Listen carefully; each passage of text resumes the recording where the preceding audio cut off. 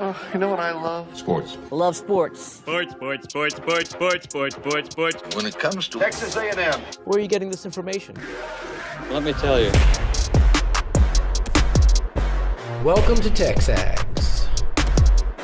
TexAgs Live. I feel like I should be listening to the theme song from the Jeffersons. You know, we're moving on up. We will develop men, we will graduate players, and we will win championships on the field. It's a blessing to be in this position, and we're just thankful to be here. We're thankful to have the opportunity to go out there and play in front of the 12 men. He is a guy that has gotten better and better and better. He's just got that dog in him. It's been special. The 12th man this past week was unbelievable. And this is a real program. It's not fake. This is a real place. And if you want to be really good at football, this is a really good place to be. You know, if I'm betting on anybody, it's the Aggies. Very impressive. I have this game show idea, Bronny. By the way, it's the Go Hour with Ryan Brauninger here on TexAgs Live, presented by David Partners Jewelers, Rollo Insurance Studio. I'm David Nuño. Very impressive.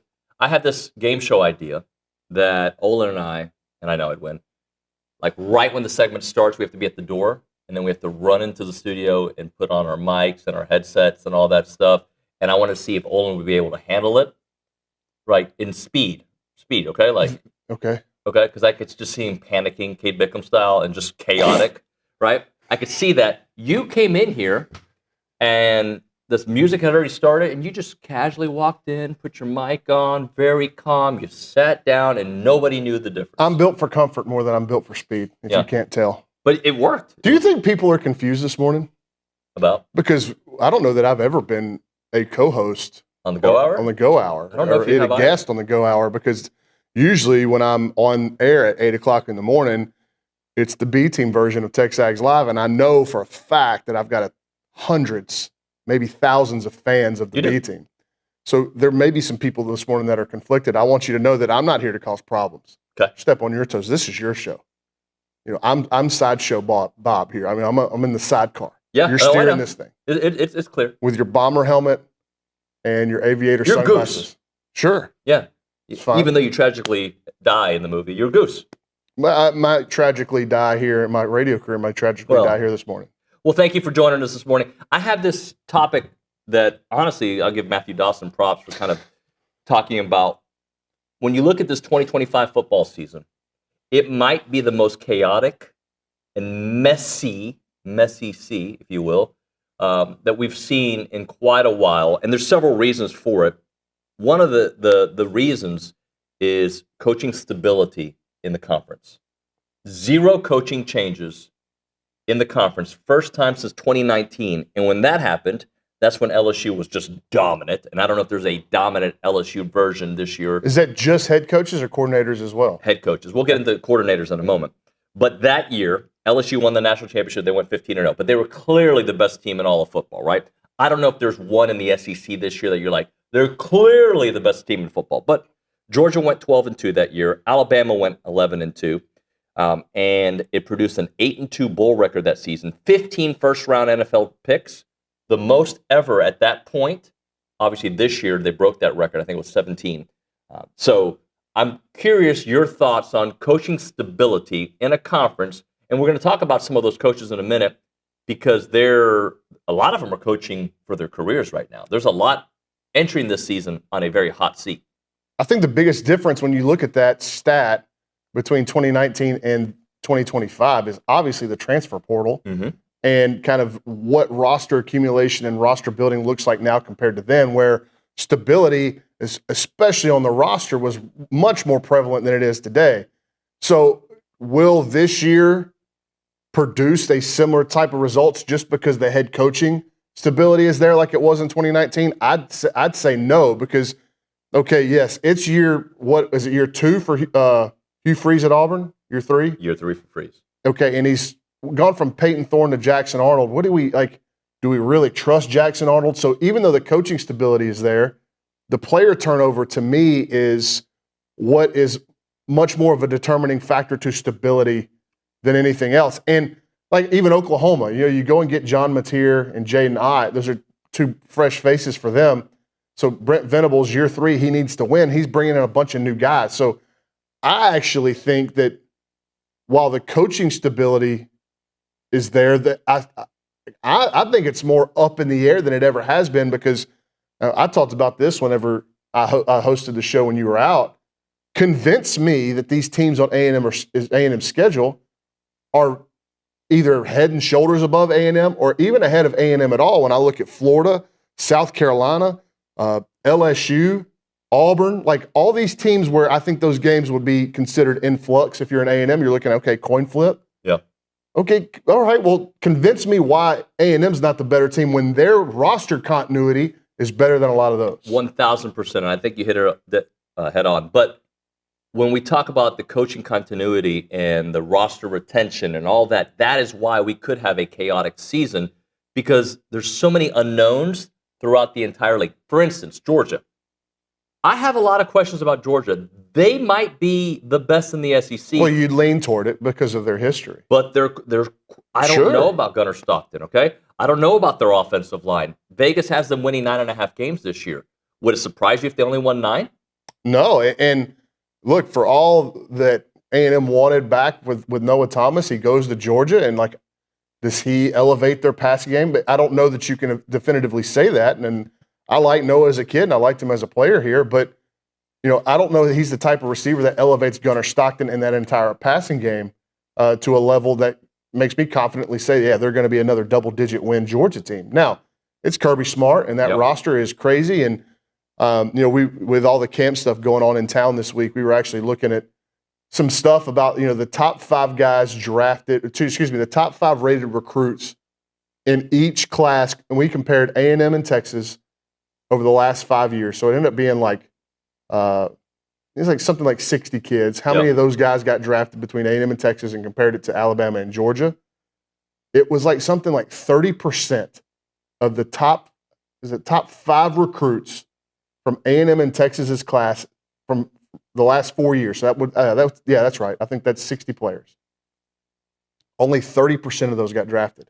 When you do that same stat in that same timeline category for Alabama and Georgia, it's like 80%. Right. So they are hitting at an exceptionally high rate. So even if there's roster turnover, even if we don't know what their status is at quarterback, don't forget their best run came with Stetson Bennett, a walk-on. Yep. So I would lean toward Georgia being really, really good. But to your point, like there's a lot of guys like Gunnar Stockton where I'm going, what is Jackson Arnold? What is John Mateer?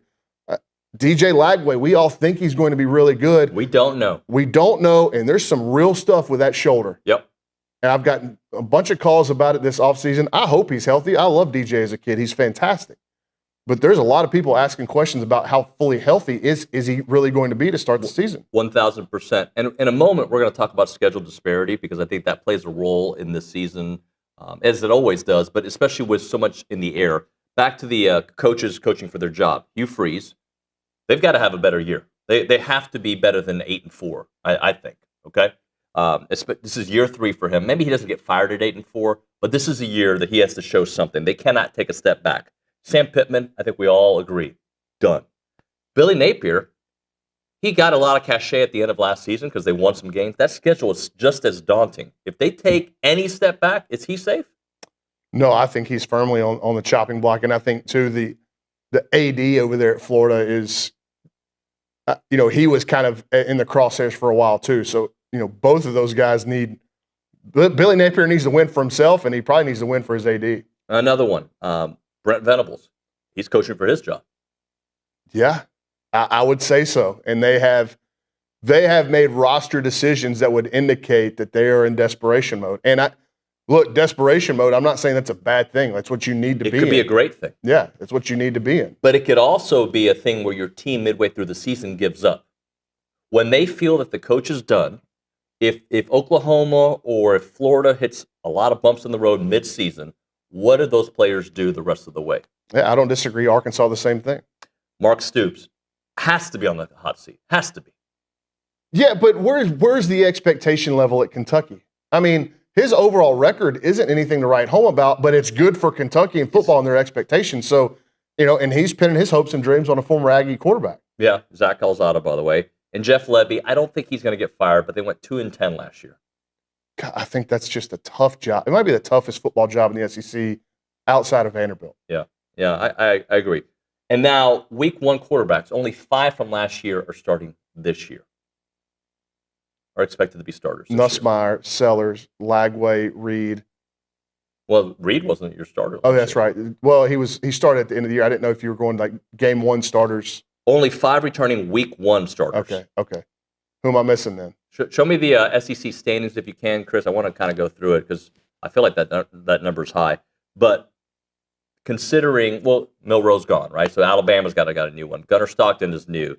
Who else? Texas is new. Texas is Oklahoma's new. Arkansas, Taylor Green. Taylor Green, who a lot of the folks in the back, Matthew Dawson, I think Luke as well, are higher than on Arkansas than most of the world because they like Taylor Green. They like how they've recouped some of the talent. I have a lot of questions. Well, I got real questions about their receiving core.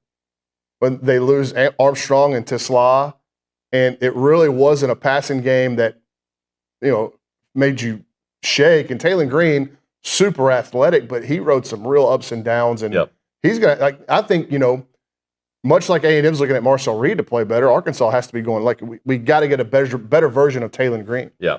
And depending on what rankings you look at, the best quarterbacks in the SEC, Arch Manning, a lot of questions. Garrett Nussmeier, when he's good, he's really good, but we know if he gets a little bit of a pass rush, he's not so good. And Lenore Sellers, who I think athletic freak, who can throw the ball great, and A&M certainly got dismantled by him. I have my questions about him, though. Yeah, and they lose Rocket Sanders, as part of that running game. Look, I think South Carolina, of all those teams that I mentioned, I feel better about them, at least offensively, because of Lenore Sellers and I thought they made big strides in the right direction last season. But you look at South Carolina as a whole, and why they were on that list of teams convinced me that they're going to be better than A&M. What they lost out of the front 7 is crazy. Sure. And they are going to have, I don't care who you are, but especially at a program like South Carolina that typically has struggled replenishing the talent. They haven't had these long stretches where they're good in back-to-back-to-back seasons. Especially now, how are they going to? You have more opportunity to replenish what's been gone, what's left. But how have they functioned in the transfer portal in their high school classes to be able to make a seamless transition, at least enough to where, look, we think the offense is going to be pretty good. We don't have to be elite on defense, but can we hold teams to 24, 21 points, and we feel like we can win? So last year, A&M would have been in the SEC championship game if they would have gone 9-3. Okay. And I'm curious, because of this year's messiness, if a 9-3 team is likely going to be in the SEC championship game because of all these questions. And then it comes to the question of, Bronny, schedule disparity. Texas, to me, again, has a very favorable schedule. And look, they're going to win a lot of their games because they've got the talent, and I think they've got a very favorable schedule. But Georgia does not have a favorable schedule. I think Alabama might be in that same tier or slightly below. Then I guess my follow-up to all that is, why not A&M if they have improved in the deficiencies that we saw last year, because they were right there a season ago with a dramatic fall? Well, it was dramatic fall because you were at 7-1. But I think, too, that when you have a league as large as the SEC is now, there's always going to be schedule disparity. Yep. And it's almost like that's a break that you can catch in the offseason for your program. And some years it's going to go with you, some years it's going to go against you. Obviously, Texas comes into the league, and you can make of that what you want. And they have back-to-back years of a schedule that is not as daunting as, like you said, maybe a Georgia or Florida's. But it does make it, to me, that's why I do like them pushing for guaranteed spots in an expanded playoff. Yeah. Because even within this league, which everybody should be able to admit is the best in the country, there is going to be schedule disparity because the league's so large and you just don't play everybody. And so, how do you go about what is a fair schedule for everybody, and is that possible to make? Yeah. It's no different, and this is kind of a bad analogy considering Mizzou baseball came here this year and swept A&M, but the teams that got Mizzou on their schedule in baseball, that was 3 wins, but not everybody got to play Mizzou. So right. I don't think there's any way of getting around the schedule disparity in the league right now. 8 total coordinator changes in the league. Now, there are examples of A&M did not have a coordinator change, but there's a change in philosophy of the guy who's calling the plays defensively, right? So, and that's Coach Elko obviously taking over that. So, but only 8 changes there. So, there's going to be a lot of chess matches, as there always is in an SEC season. But as you can see, there's so many unknowns, which means a team like A&M, a team like Auburn, somebody we're not expecting is going to rise above a little bit of the fray, and we hope it's A&M. But there's going to be a team like last year, South Carolina. Yeah, and I think for every team, even Texas, obviously with their personnel turnover, or whoever may be picked at the top, whoever your personal favorite is to win the league next year. Like, if I look at A&M and compare them to everybody else, and I'm going, all right, like, who in the league should be able to run the ball like Texas A&M? Is there a passing game in the league where I'm going, that passing game should be as good as A&M's running game? I can make a really good argument that the Texas A&M running game, at least on paper, looking at it going in, when you consider returning quarterback who's athletic, 7 offensive linemen with real skins on the wall, some of them very, you look at Chase Basantes or Majay Reed-Adams, and Trey Zune, potential high-round draft picks. Sure. And then Le'Veon Moss, what does he look like coming off that ACL? We've heard good things. Ruben Owens, Amari Daniels, E.J. Smith, and I'm going to tell you what, they are really excited about Tiger Ryden and Jamarian Morrow. Yep. And, I think Trooper Taylor would walk in here right now and say, this is the best running back room I've had in my career. So when you look at all that, and with one of the best offensive lines in the conference, if not the country. Yes, and then when you look at kind of what Colin Klein, how he's made his name as an offensive coordinator, all of the pieces are there for them to have an elite running game. And so much so that I don't know that there is like a passing game or another running game in the league that I would definitively put ahead of A&M. And I don't think you mentioned, if you did, I didn't catch it, KC or Mario Craver or Ashton Bethel. Yeah, and you're going to have to make plays in the passing game. No question. Like, you have to have a balanced offense. But no, I'm saying that will open up the run game, too, if you have a player like KC. Yeah, it's a completely different receiver room. When you look at, like, body style, ability, like change of direction now is much more at the forefront of the A&M receiver room than it was last year. Last year you had longer bodies that wanted to go down the field. Like, they didn't run all that great as a group, and they can really this group of receivers can really run. So you've done some different things, and hopefully, with as much as you should be efficient running the football, that will open up some bigger chunk plays in the passing game, and that's where like people are like, can Marcel take that next step? Obviously, making on-time, in-rhythm throws in traffic, but when he's got a chance to get the big ball down the field, can he make it? Will this be the most competitive SEC season since A&M has been in the SEC? We can talk about that. 979-693-1150. That's the Bubby's Catering hotline. You can call that number. You can text that number as well, 979-693-1150. This is TexAgs Live. We're presented by David Gardner's Jewelers. We're in the Rollo Insurance Studio. It is the Go Hour presented by the Warehouse at CC Creations. Bronny, for the first time, I think ever, is in the Holistic Planning Cool Zone, on the cool. platform. It's cool. It's cool because I'm here. Cooler than it is when Owen's here. Interestingly, it's the Holistic Planning Cooler Zone with Bronny. It's cooler. Some would say it's sweatier. But that being said, not as many jokes in the Go Hour so far. Yeah, I had a brief moment this morning, but I was looking through my closet and I didn't have any like bowling shirts, like old school Charlie Sheen, 2.5 Men. Yeah, 2.5 Men, or Y Averas, yeah. Yeah, and I didn't have I couldn't bring myself to. There was a time last night when I was thinking about, okay, should I write some Olenisms down and try to work them in? And then, I don't know if we have the barbecue spot today. We do. Oh, yeah. So I'm not going to be able to talk about smoked meats like Olin can talk about smoked meats. Olin Buchanan loves a smoked meat. I want you to hold that thought for a moment because we're going to do 1775 here in a second. But let's go around the room left to right. We're kind of late. We actually had a sports segment there. How about that? Behind the glass, Christopher Martin's making his debut. I think he's helped out on the behind the scenes, but I think it's his first time to talk on the mic during the show. Chris, welcome to TexAgs. How did you get to TexAgs? Because I know your story, but the audience doesn't. Yeah, I know a few people here and there and recommended me over here, so yeah, here I am. Here you are. Hey, any football thoughts to give us this morning? Oh, I'm not quite that deep knowledgeable about football, so. All right, how about give us life advice? Everybody driving to work right now, any advice to the people? I don't know. Enjoy it. Do what you enjoy doing, and there you go. He gave sound advice. Enjoy what you enjoy doing. Wow. There you go. Confucius. Thank you, Chris. Appreciate you. Great job this morning. You put him on the spot and asked him to philosophize. I thought he would know how to answer that. Yeah. All right, watch this. You've never even done that to Nick. Because Nick is just angry all the time. Oh, He's an angry Nick would little be man. like, life advice, be mad, listen to rage music, drink White Monster. Yeah, that's exactly what he said this morning. Uh-oh, here we go. Hey, just by the way, doesn't he look like Dalton Hughes and Shane Gillis, mixed together? Wow. I did hear the that. resemblance is How did you hear amazing. How did you hear that? I heard Dalton Hughes and Shane Gillis. Yeah, if they mixed and had a kid, if Dalton Hughes and Shane Gillis had a kid, it'd be Christopher Martins. Where's Christopher Martins from? I don't know. He's from America, but he went to Sam Houston, right? Oh, okay. Yeah, correct. There you go. Las Vegas. Let's go to the Angry Elephant News and Social Center. Back to back, like Drake, we've got Ava Davis. Hello there. I don't think you can say that anymore. Why? Wasn't he at some events that he wasn't supposed to be at? I don't think it was Drake. I think it was the other guy. I didn't say the other guy. Well, maybe we should just. Sorry. Like Charles Barkley, like that Smith thing. and Wesson. What, banging in the paint? No, I think it was Kenny Smith, and then Charles said, "I don't think you can say his name anymore." It's Jay-Z though. Oh, okay.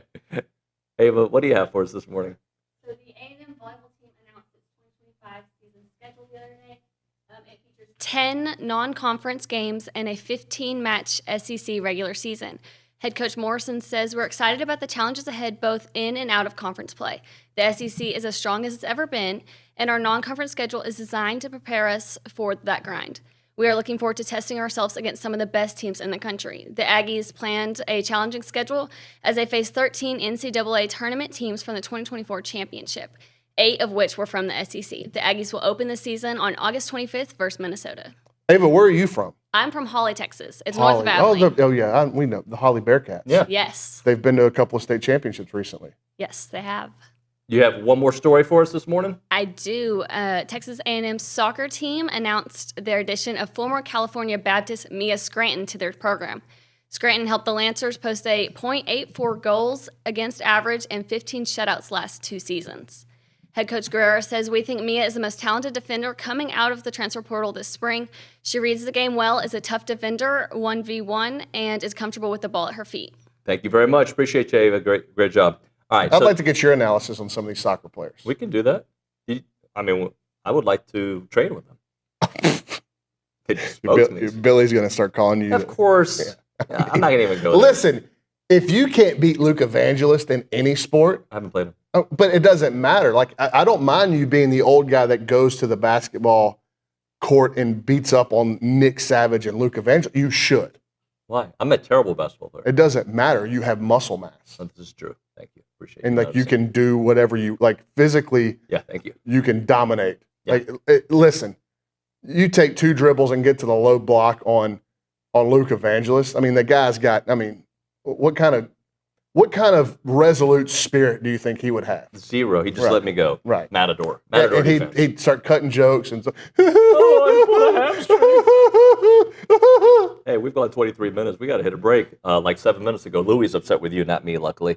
1775 Smoke Meats. Have you been to 1775? I had, and they were out there at Troubadour Festival. Oh, and yeah. Their tent was outstanding. But I'm gonna tell you that, like I said earlier, nobody loves smoked meats like Olin Buchanan. Yeah, that's true. And the queso mac and cheese, which if you haven't had there, it is the best. They're one of the top 10 barbecue joints in Texas and winner of the Texas Bucket List Bite of the Season. Prime meat smoked to perfection. Will show you how they've earned those accolades. You need to go there. It's open Thursday through Saturday, 11 a.m. until they're sold out. Online ordering turns off at 10 a.m. Call them up, 979-492-6241, or go to 1775txbbq.com.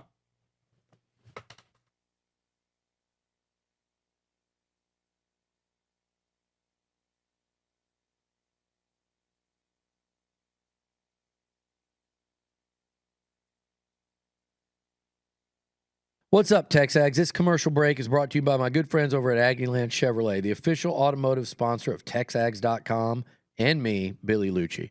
Greg Gunn is the proud owner of Aggieland Chevrolet and invites you to visit the dealership to experience true Aggie hospitality. From their friendly staff to the experienced service team, Aggieland Chevrolet is TexAgs approved. Check out the dealership off of Highway 6 in Bryan or go to AggielandChevrolet.com and tell them Billy Lucci sent you by.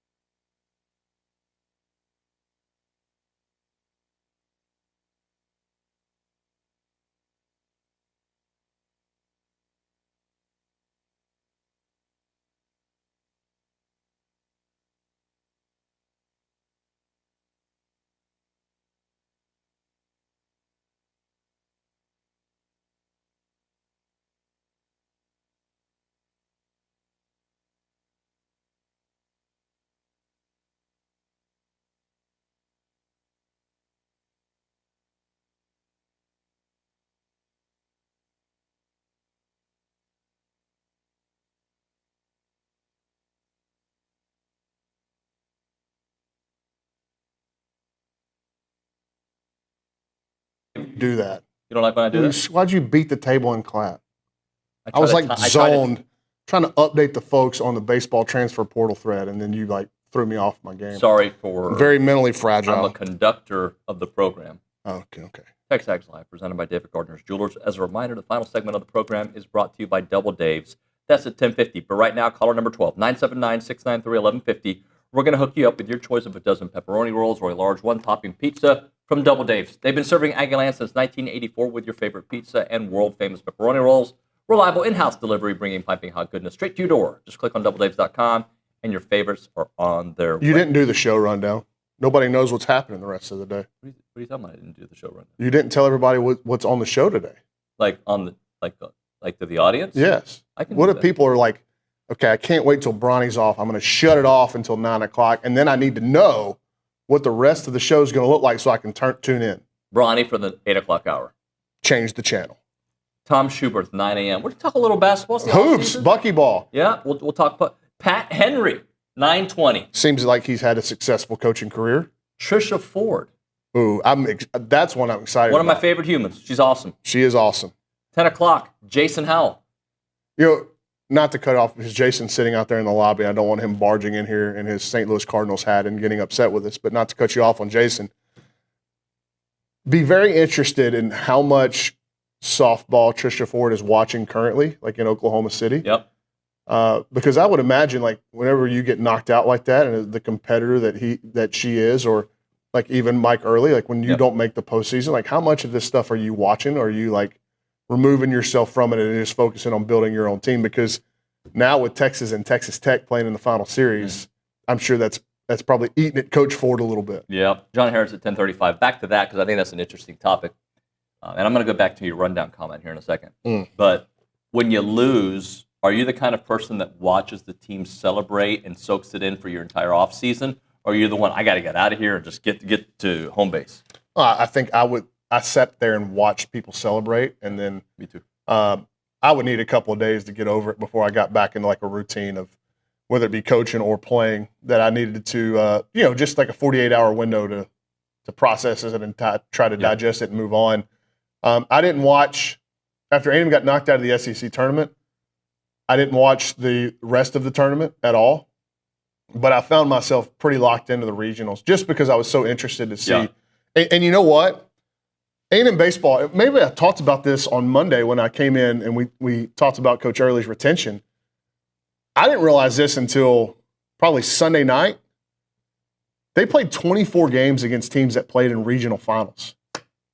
So they played 53 games on their schedule. 24 of them were against teams that played in regional finals, and they were 11-13 against those teams. So it goes back to the point that Billy's been making is like really when you look at what they did, the totality of the schedule, it was not good enough. It was fine except for one weekend. If you take out Missouri, I would say the rest of the year probably still didn't live up to the Didn't live up to the expectations. Right. No, for sure. But it was fine, if that makes sense. There was one weekend that completely flipped the whole narrative. Or you could look at the beginning of the season, too. Yeah, but you were still playing. Cal Poly played in a regional final. Yeah. UTSA is going to the Supers. Like some of those early season losses that people were really upset about, and I understand it, but those end up being really good teams. But you did lose to New Mexico. You lost to Oak State and to Arizona. Both played in regional finals in Houston, and you didn't play a great brand of baseball. Yeah. So even all those early season mishaps, they ended up being against pretty stinking good teams. And the overall record against the best teams that you played, at least postseason-wise, was right at 500. Yep. So, again, it was fine except for one weekend. And fine isn't good enough. Fine is not what the bar is at Texas A&M baseball. It's not to have, they had a fine season. It's to have elite season. So I'm not sitting here making excuses that outside of the Missouri weekend it was good enough. It was not. But the Missouri weekend is the big giant, like I said, the vomit stain on the season that really kind of skews a lot of people's thinking whenever, especially now when you have the ability to look at what happened in the postseason through the regional round. But when people are mad, they don't want nuance. They don't want to see it through multiple layers. Yeah, we've talked about that. And that's just. But emotion causes amnesia. Yeah. And you get so emotional that you can't look at it like that. And you start to believe that anybody that isn't as upset or emotional about the way the season turned out as you is just excuse making. But no, what I'm trying to do is say it's not good enough. But here's the nuance of like how close they were. So like I understand glass half empty, but if you want glass half full, I'll understand that too. Yep, and not a play or two here or there. Unfortunately, the A&M calendar sports season was full of it. Yeah, that's all right. Hey, listen, but we talked about Luke Evangelist not having a resolute spirit. Yeah. What are your options if you're an A&M fan? Throw your toys out the bin and just give up? Tap out. Yep. The only way to get out of this is forward. By the way, as a fan, I'm more like you, where I can't watch it anymore, right? Like I remember being at the 2006 NBA Finals. I was actually covering as a media member, but I was kind of a fan. And there was watching the Miami Heat celebrate winning that championship. Like, it was very difficult. I had to get out of the building. I remember them like celebrate. I had to get out. But if it's me competing in something, I'm talking about my youth, right? You kind of look like Eric Spoelstra. Yeah, he's got a good resume. No, you look like him physically. But you know what? He might be more Cuban than you all the time he's spent in Miami. He might be. Yeah, I might be more of a hunter than him. I'm more of an outdoorsman. Yeah. I can't believe that you've turned into Bill Dance right in front of our eyes. Yeah. And also like a commando and a Navy SEAL. Yeah. Not going commando. That's only on the weekends. Comcast, great transition. Aggieland, get ready for Comcast. They're coming. They're coming with Xfinity and Comcast. Please tell me you have underwear on right now. I can't answer that question. Oh, I just can't. I don't want to know that there's only one layer of clothing between me and you, if you know what I'm saying. I used Nair yesterday. Never mind. Oh. I'm just kidding. Yes, I'm wearing underwear today. Anyway, back to Comcast. They're coming to Bryan College Station with cutting-edge fiber internet to 70,000 homes and businesses. Whether you're streaming your favorite team, gaming, or growing your business, Comcast's ultra-fast and secure network is built for you. They've got multi-gigabyte speeds and unmatched reliability. Their expansion is a game changer because businesses are going to thrive. Students will have seamless access to online learning. And most importantly, sports fans can enjoy crystal clear entertainment without interruptions. And it's just the beginning. Comcast is building a new tech hub, rolling out 1,000 miles of fiber and opening a state-of-the-art Xfinity retail store. The investment strengthens the local economy, provides new opportunities, and makes sure that everyone in Aggieland has access to the connectivity they deserve. Stay tuned, Aggieland. The future is fast. Learn more at ComcastTexas.com/BCS. Yes, I'm wearing underwear.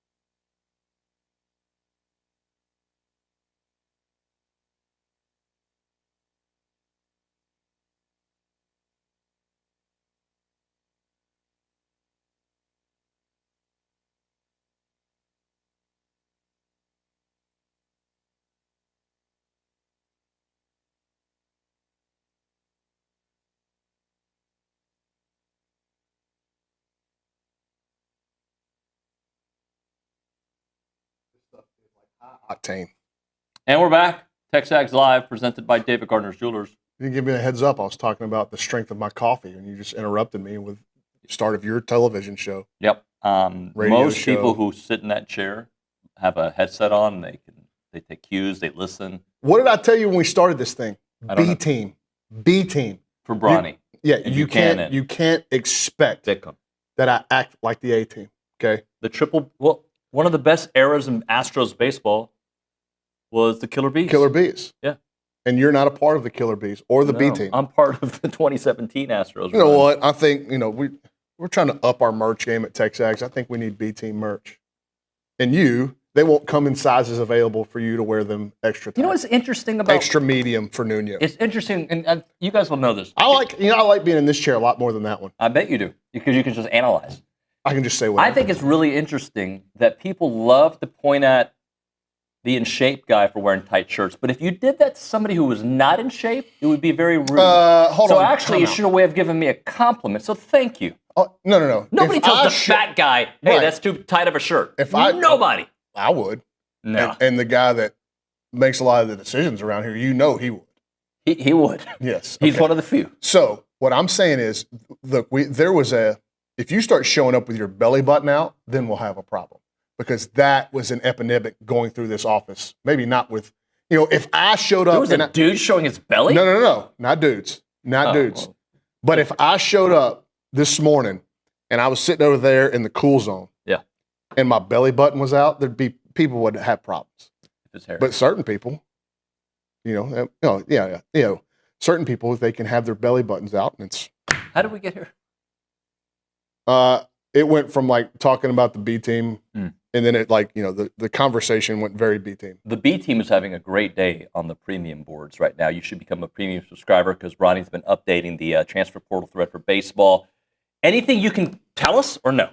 Because I know some of it's saved for our premium subscribers. I know we saved, and I didn't give away too much with this latest update, but it's not all that different or dissimilar from the football transfer portal, and the fact that when Jason and I were covering that, you start hearing a bunch of names. Like this guy's going in, he's already fielding phone calls. This kid's going in, and it's happening in baseball. There's a few names, recognizable collegiate baseball names. If you are a college baseball fan, you're going to recognize these names. He's a real player, or he's playing.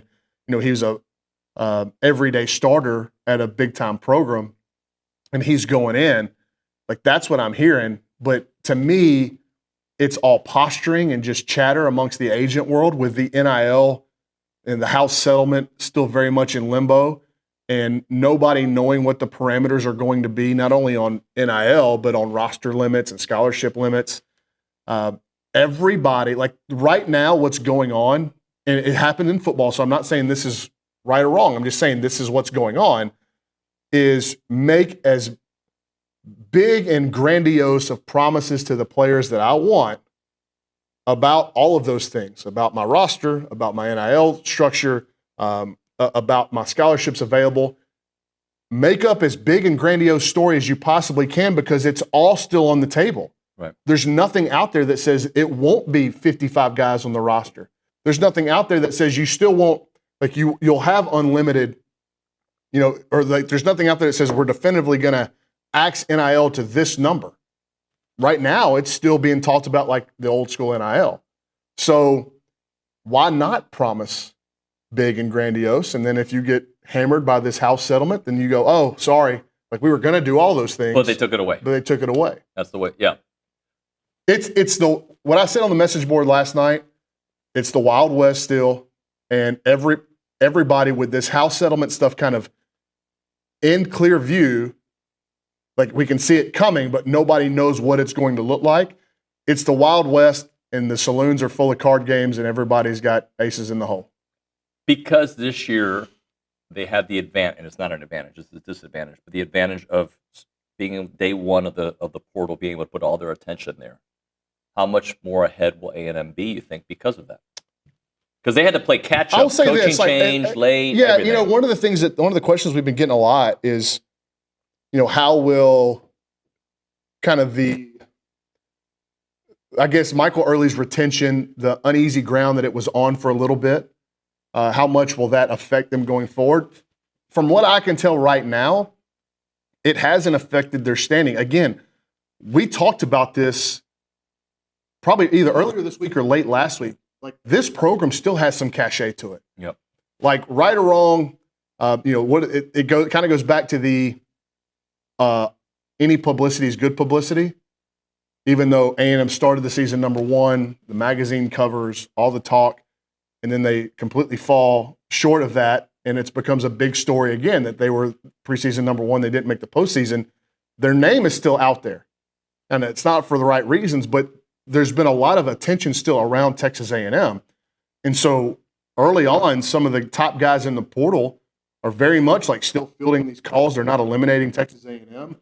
I know that there's an outfielder that went in that, whenever A&M called him, I was told that he was like, hey, I was waiting on you guys to call. Like, I wanted you guys to call and let's talk about this thing. So the program still has some momentum. It's still got some juice. It's still got plenty of juice with the fan base. Like, the numbers on the transfer portal thread, just kind of the social media interactions whenever I'm able to get confirmation of guys returning. It's still very much being eaten up by the A&M fan base. So this thing isn't ready to just crumble and crater just yet. Somebody on the YouTube, a couple people, Trevor and Frank, asking about the updates on Bluebell's upgrades. I know Billy mentioned on the boards he was going to start working on what the latest is on that. Yeah, and I mean, quite frankly, now that we know that Michael Early is back, I'd love to get him in. He's really busy right now. Yeah. But maybe as we get toward July 4th and maybe later in July, we have him in on the summer and say, okay, what has the last month and a half been like for you? Sure. What are your plans to, get this thing back on track? How pleased are you with roster retention or roster additions, if he can talk about stuff like that? And then finally, the facility stuff. Yep, we'll do that. We'll hit a break here. We'll come back with a little offensive line talk. Right now, headquartered right here on Highway 6 in College Station is Rollo Insurance. The difference is real. I ask you. But why Rollo Insurance? Why Rollo Isn't that a great question, though? Tell me. Ask. Why? Well, because they're an independent insurance company built around educating you on exactly what you're paying for. They do the shopping for you, Well, Ronnie. I'll tell you this. Every time they come in here, I've interacted. Jason and Jackson? Yeah, and super nice. Yep. Shake your hand, look you in the eye. And I have thought about switching some of my stuff to them, and I probably need to do that now that I'm, I guess, a grown man. But I would feel comfortable switching my insurance to them, just because the vibe that I get off of them, I didn't feel like they were trying to just get my business. True story. Yesterday, Elizabeth texted our agent, Morgan, because the boys, I think you've heard me talk about, the boys are finally going to start driving. They're going to be 36 and they're starting to drive. And we're like, all right, we're doing it. And then Morgan's like, well, what cars are they going to be driving? Like, oh, we got to think about a car now, too. So we're having that whole conversation. This is actually happening in real time. My wife and Morgan are going back and forth on it. But they're local. They're awesome. You'll see them all around town. They love Aggie sports. I've talked about them, but the difference is real, right? And that's why Rollo Insurance. 888-44-ROLLO. 888-44-ROLLO, or visit rolloinsurance.com/TexAgs. That's rolloinsurance.com/TexAgs. Let's talk a little Snaps clothing. David Nuño here, and I love wearing Snaps clothing everywhere. I've got the flannel on right now. You've seen me in the Tailgater collection with the A&M gear. It is fantastic. If you see me around town with my sons, Christian and Cruz, they've got a bunch of Snaps gear. When they have big games for Consol, they wear nice clothes, so they wear their Snap stuff. And I'm telling you, with baseball season here, let's all kind of go looking stylish and fit to the games there at Olsen wearing the Snaps clothing. As a reminder, they are the only official licensed Texas A&M Pearl Snaps maker out there. Their Tailgater collection is built for game day with breathable, moisture-wicking fabrics to keep you comfortable while you rep your Aggies in style. Now, whether you're watching the game from home or maybe you're in attendance, you're tailgating, whatever it may be, you got to make sure you head to snapsclothing.com to see everything they have to offer. It is fashionable, it is awesome, and you're going to love it.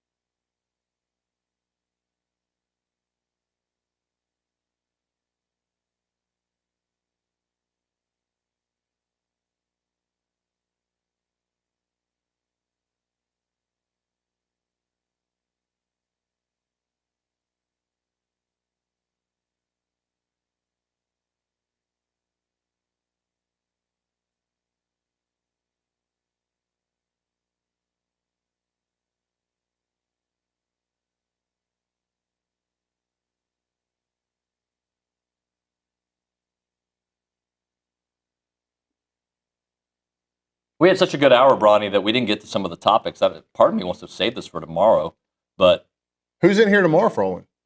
I think Richard's going to join me for a couple segments. He's going to be at the Houston Touchdown Club's Coaches Night, A&M Coaches Night. The mullet man's going to be in here for the Go Hour. We'll have to figure out a good name for that.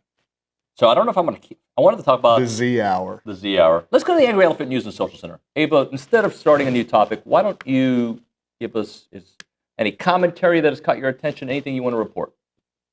On the spot. Pick something. Hey, has she been warned about some of these jokers will try to get her with these names? Oh, I've told her. I think yes. Good. I'm glad they told me because I wouldn't have known. Oh, yeah, it could lead to some embarrassing moments. Yes. It's happened to some of the best hosts at TexAgs ever. Mm-hmm. There's only been 2, and it's only happened to me. So. Yeah, 50% of them then. Yeah. I don't know I'm sure it happened to Gabe at some point. Had to have, right? Probably. You never know. Like Gabe strikes me as a guy that could have texted in from a funny name on his own and then read it and been like, "Oh, I got." So I don't know. I guess I'll start it because top 5 offensive lines in college football. This probably deserved more of a conversation, but A&M. We have 90 seconds? Yeah, but A&M came in at number 3. Okay, and I'm just going to read you a little bit of what it says. The Aggies have one of the most experienced offensive lines in college football. 6 players who played at least 300 snaps in 2024 are back. The star of the bunch are Reed Adams, who's part of TexAgs, by the way, who's the best guard in college football. He was second among Power 4 guards in overall grade, run blocking, and PFF's wins above average metric last year. So as a reminder, offensive line should look good with Trey Zune, Chase Basantes. You've got Naboo back and Coley at center, Amarje, and Crownover and Fathery. Yeah, and I think they're still really excited about kind of that next level of offensive linemen below them. When you look at like Papa Fua and Blake Ivy and Ashton Funk and Robbie Bourdon, and then I'm telling you what, the early returns on guys like Lamont Rogers have been off the charts. I'll say this: I have not heard a Texas A&M staff, this one or the past ones, or even when I started doing this with Kevin Sumlin, I've not heard them talk about a freshman group, an incoming group, as obviously as players, but like they felt like they hit on personality, winning character traits across the entire class. They're very excited about that. Ronnie, thanks for doing the Go Hour. I'd love to do it again. We'll do it again. We will. OB's on vacation through Wednesday, so we'll figure out. We'll get you back next week. And you'll be in for part of the show on Friday, right? I guess so. Did you already agree to that, or is that just on the spot? Right on the spot. I think we talked about it. Anyway, thank you, Bronny. When we come back on TexAgs Live, Tom Schuberth, Pat Henry, and then Trisha Ford. That's the 9 o'clock hour. It's TexAgs Live.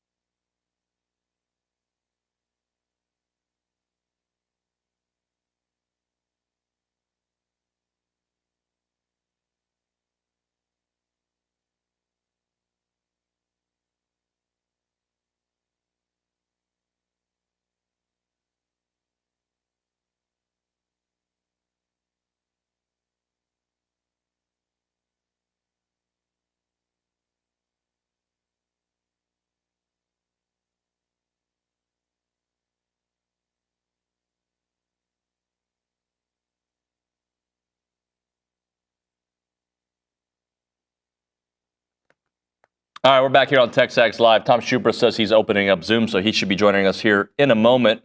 We are presented by David Gardner's Jewelers in the Rollo Insurance Studio. I want to talk about Aggieland Hydration and Injectables. They're Aggie owned and operated. They're a mobile IV hydration company that was founded in 2024. Sheldon and Danny are the founders, the owners of it. They do great work. They're proud to serve the area with great services like IV hydration, Botox, and weight loss options. Whether you're looking for a quick boost of hydration or dehydration preventatives, they can tailor an IV cocktail specific to your needs. On a busy weekend, an IV can also be one of the easiest ways to ensure you're receiving all of your necessary vitamins and minerals. Their overall mission is to bring a more personalized and accessible wellness option to broader ranges of clienteles in the Brazos Valley area. To book an appointment or inquire about their services before the event, you can text them at 979-217-1561. You can call that number as well. 979-217-1561, Aggieland Hydration and Injectables. I don't know. We may have to call Tom. He's trying to open up the Zoom. What's that? We got him? All right, never mind. He's got it open. We go to the Buppy's Catering Hotline. The coach, our friend. It's been a minute. Tom Schubert here on the program. Tommy, what up? Good morning, Dave. How's it going? I missed seeing you guys, but I've had a good summer so far. Well, good, man. I miss you too. First off, always looking dapper, dude. Like, it doesn't matter if you are going to the grocery store, if you're going to the gym. You've always got your sport coat on, your smile on. You're always looking good.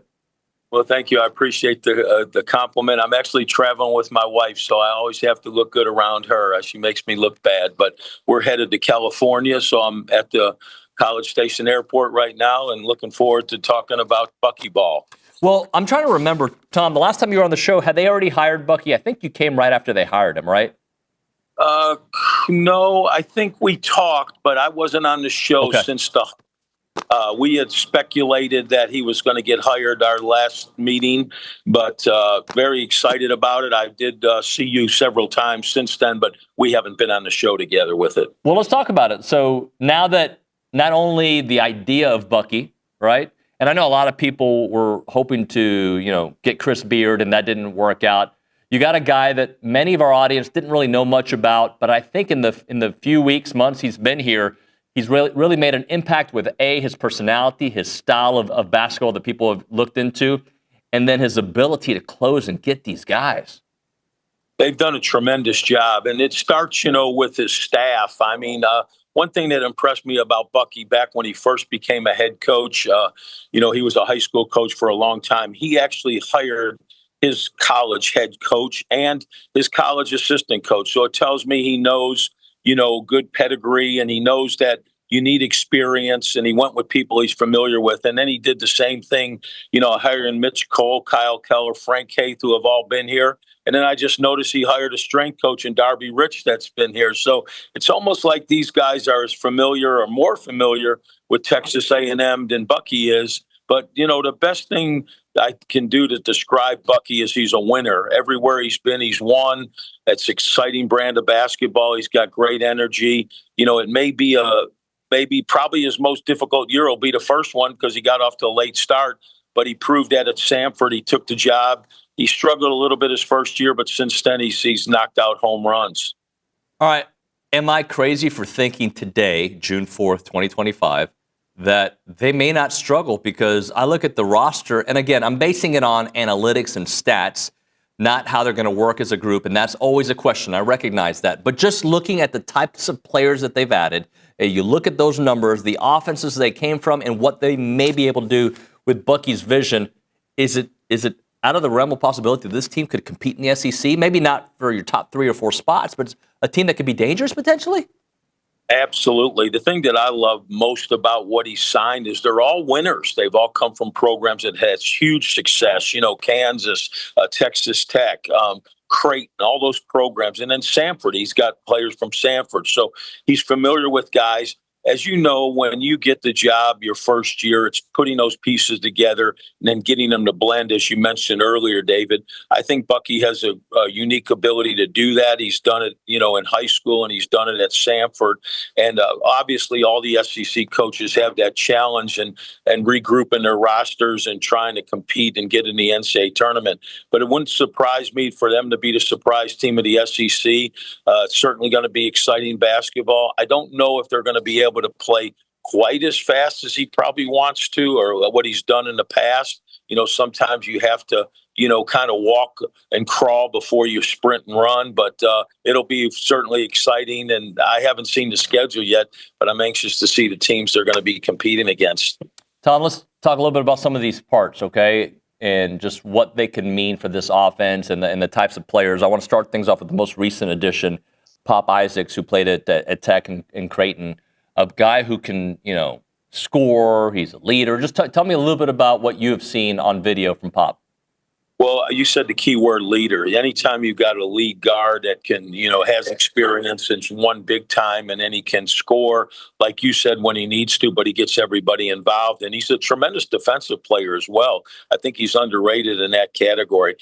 I think when you play a fast style, from my experience, you have to have tremendous backcourt and good perimeter play. If you don't, you're going to suffer. I think if the one area you can not worry about initially is your bigs, even though he's added some great bigs. But Pop Isaacs, he's a winner. So that's a great addition. I'm really impressed that they were able to pull that off this late. So he averages 16 points a game. It'll be interesting what he'll do, at least last year, what he'll do here at Texas A&M. The guy that I think could potentially lead them is Mbako. He only averaged 12 with Kansas last year, and I say only. But I feel like his style really suits what Bucky's trying to do. Absolutely. Kansas had a down year for them. They still went to the NCAA tournament. But yes, when you get players out of those programs that are elite, sometimes their numbers aren't as gaudy as you would like them to be. Your guy averages 7 or 11, and you think, oh, man, he should average more than that. But because those teams are so balanced and their role might not be as significant at that program as it may be for Bucky at Texas A&M. But again, anytime you get a player out of an elite program, he's an addition, whether he's going to score a lot of points, just his attitude and the experience that he brings to the table is going to make Texas A&M better.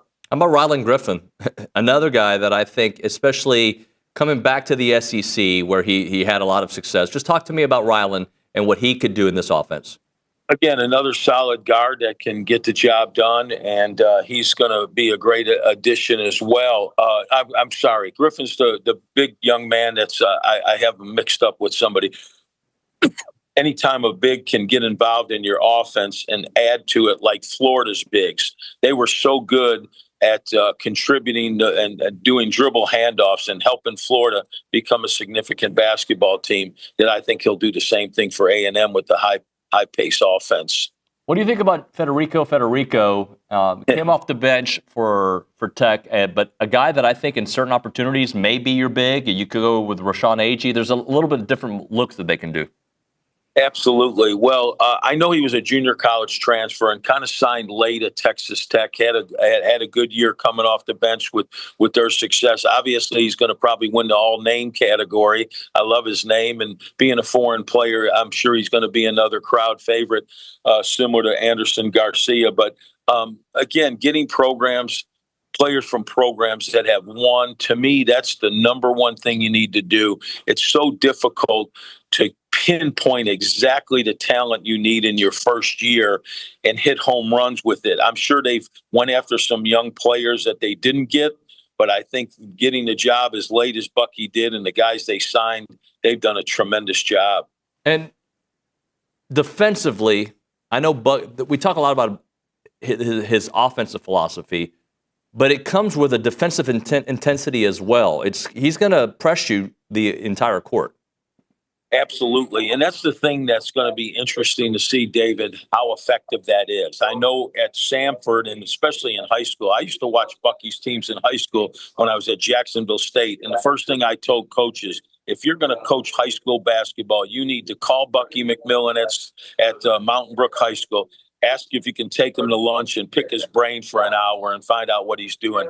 But he pressed the entire ball game, and he doesn't necessarily do it 94 feet. He may three-quarter court. He may even half-court trap at times, but he did a great job and a great feel of what he needed to do. I don't believe, and again, I'm not on the staff, but I don't believe you can press, 40 minutes in the SEC and utilize it to where you're going to be super effective. I think he'll pick his spots, and particularly in his first year. But I do know this: teams that play against pressing teams, if you were to ask the coach, they really don't like to do it. Now, if the team is bad at it, they would utilize some opportunities to score easy baskets, but Bucky's not going to have pressure full court and be bad at it. He's going to utilize the proper areas on the court he needs to trap and where he needs to back down.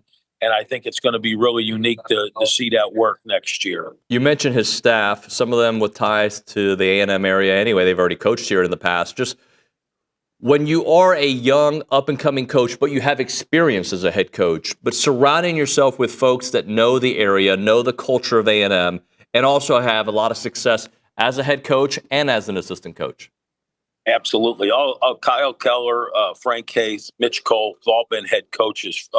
Haith and Keller at the Division I level. Frank Haith's been a head coach in the SEC. I think that's brilliant, again, on Bucky's part. I know I like to have experience around me. I'm not saying you have to have it, but it shows that he's so confident in his ability. He wants a lot of experience and older guys and guys that have been through the battles and the wars and have been successful at it. You know, sometimes you hire guys that have experience, but they haven't come from programs that have been successful. I think it's going to be a great blend.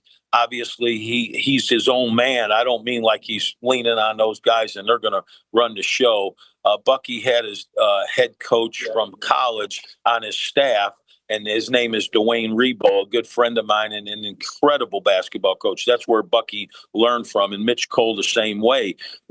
It's not like he listened to Coach Rebo on everything. He just had him there to lean on when times got tough, and times are going to get tough, even at Texas A&M. I always brag. People are like, well, we're not going to have a great season next year at A&M. We got off to a late start, and it's Texas A&M, and we're in the SEC. And I'm like, wait a second, Texas A&M is as good as it gets. They haven't had the maybe postseason success of some of the other SEC teams, but you're talking about one of the elite athletic programs in the entire nation. So I'm not surprised when they have a stellar recruiting class, because it's such a great situation. And then you have a dynamic coach in Bucky leading the way. So last year, what was it? 14 SEC teams made the NCAA tournament.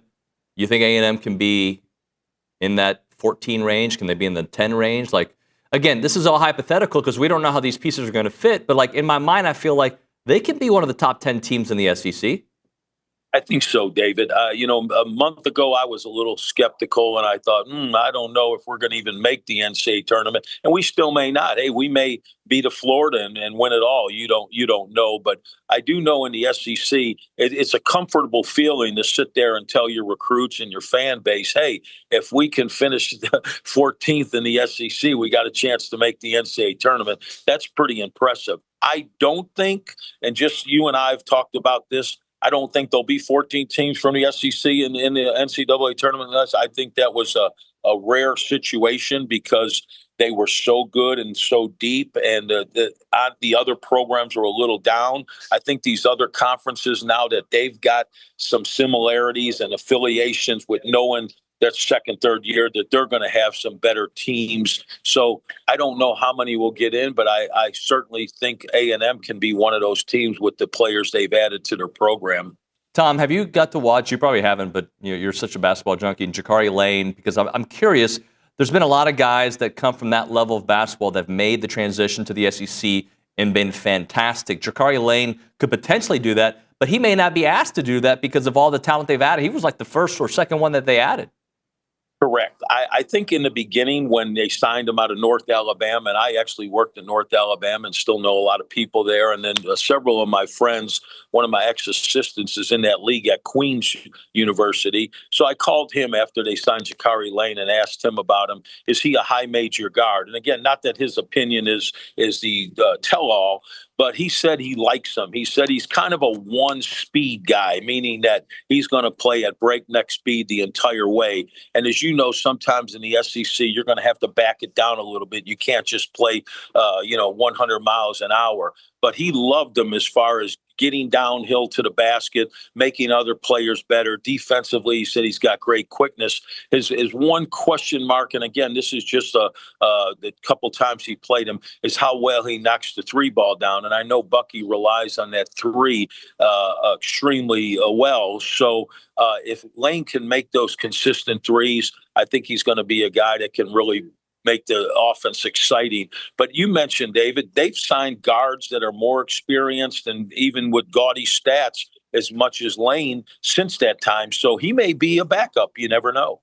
Last thing for you, Jeremiah Green was the only incoming freshman that stayed, and he's a name that we talked a lot about coming to A&M, but now that he's kind of gotten lost with all these additions, what have you seen any of his film, and what do you think?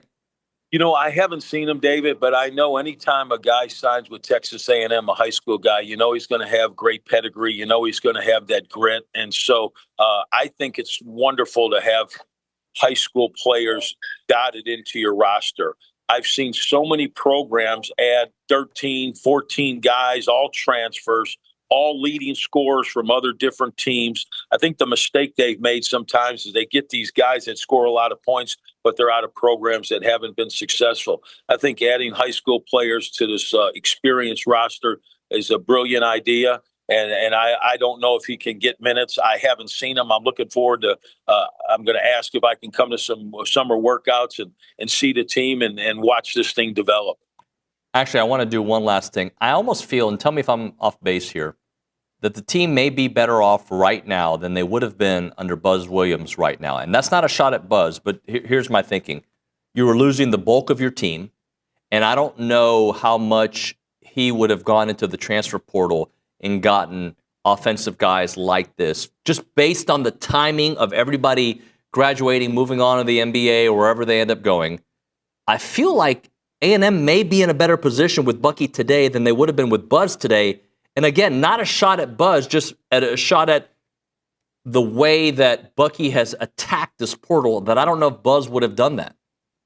I agree, David. You know, the easiest time to recruit players, in my opinion and my experience, has been your first year. You're new. All the players to that coach are new. So the guys you're signing, they feel like, hey, I'm Bucky's guy, you know, where when you sign players, when you've been in a program for 3 or 4 years and you have returning players, those new guys are smart enough to know, hey, I've got to come in and prove myself. I got to come in and beat some guys out. So it is the easiest time to recruit when your roster is depleted and it's your first year. What, again, I think Bucky's done a tremendous job of is he's dotted the roster with different type of players, all from winning programs. Sometimes coaches, they like certain players and they go after and they get 4 or 5, you know, 2 guards that all do the same thing. Well, you can only play 3 of those guys, so 2 of them. But I agree. I think this team is right where it needs to be. Again, you know, I'm a Buzz Williams fan, so I know he's doing a great job at Maryland. But I think it was going to be a difficult situation for Buzz to duplicate the success he had last year under the circumstances with losing those 8 seniors and only having 3 or 4 guys coming back. So I think you're perfectly right on this. Tom, I appreciate you, sir. Have a great trip. We'll talk to you soon, all right? Let me know when you go to those workouts. We'll have you back. Thank you, David. Have a great day. You too. Tom Schubert, one of the best guys in the world. I love him. All right, we'll hit a break here. I do want to read this from Nature because Nature 8268. Do you see his most recent comment, Ava, before we hit a break? Because I know Pat Henry's waiting. If not, I got it right here. I got it. Don't worry about it. Okay. Tom, I'm afraid is overselling the season. 6 SEC wins will be the ceiling this season and 10 wins total. I'm just curious why you think that. And is it because we're Texas A&M and we can't have nice things? Is that why you think it? Or is there something about the talent that A&M has put together? Or the SEC is such a juggernaut that, look, I don't know if any of us know. But they've added a lot of talent, guys. They've added, just coming from programs where they won. And I don't know if any of us know if it's going to be 6 SEC wins or 10 SEC wins. But I'm just curious why, because Nature, I know you were quite negative yesterday on the chat. Are you just kind of, and this is for everybody to answer this, like, is it because we've had such a rough year that you can't see happiness? I can't tell you if they're going to win 1 game in the SEC or 13 games in the SEC. I don't know. I don't think any of us can know. But again, you could be super intrigued by the talent that they put together and the vision that Bucky's laid out. If you want to think if you want to say they're going to win 6 and be and be surprised when they win 10, 11, 12, 13 games, great. I'm leaning to more than that, but I might be drinking the Kool-Aid. My reasons is you look at these players that were really nice players at other programs. They're all coming together to start the Justice League of A&M. That's why, right? The Avengers. They're coming together with the good guys to win. I don't know if that means that they're going to make the NCAA tournament or not, but I do think they're better than 6 wins in the SEC. We'll certainly find out. Right now, if you're looking for a reason to move back to Aggie Land or already living in Aggie Land and you're looking for a great opportunity to work with Aggies, you need to check out the Association of Former Students, where they have a bunch of jobs typically open in many different departments: marketing, fundraising, sales, communications. They're the premier alumni association and the oldest organization supporting Texas A&M, a part of that Aggie network. They play a part in every Aggie story from Howdy to here.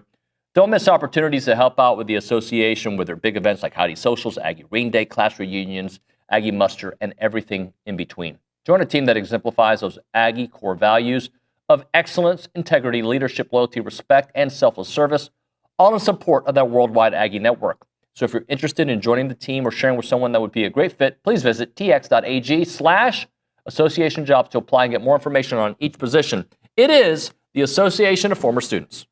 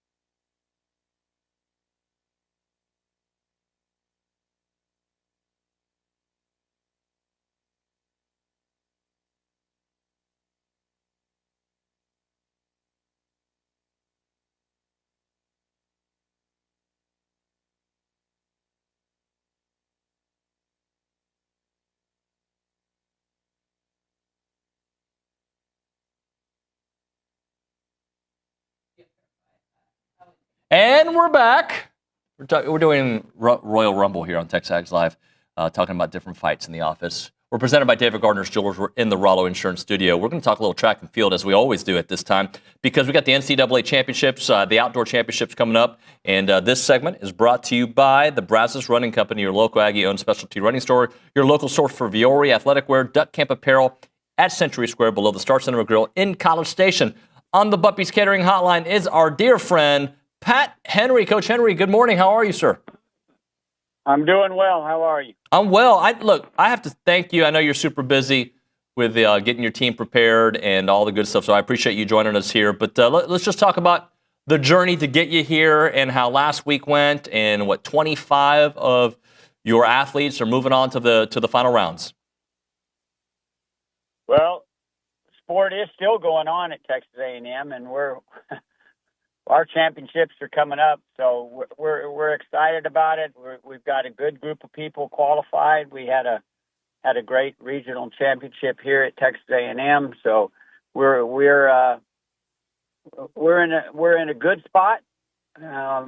We've advanced pretty much across the board with the people we thought would advance. So, with the exception of one or two people that didn't have a great performance, we had some people that stepped up and had better performances. So everything kind of equaled out, and so we're happy where we are right now. 13 men qualified, 12 women. What does it mean to have that kind of depth at this level when it all is coming down to one big weekend? Well, a little bit of depth gets you a couple more shots at scoring. This is such an elite meet. You have to be absolutely a great athlete to score at this championships and be in the top 8 people in any discipline at this meet. So to have a few shots, to have more people there gives you just a little bit more opportunity to do that. But it's such an elite meet. You can see what's going to happen, and if your people perform at the level they're capable of performing at, we're going to be a team that'll be in the mix. We have the ability to be in the mix to win a championship, but it takes such a great performance on that day. That you just never know at this championships. This is a tough one. You have a championship pedigree. You expect championships, but have the men or the women or both, have they exceeded maybe your expectations to this point? No, I thought we had the talent to be where we are right now. We had a good group last year, and we went to the championship on the men's side. On the ladies' side, we didn't have as good a group as we have this year. On the men's side last year, we were very, very close. We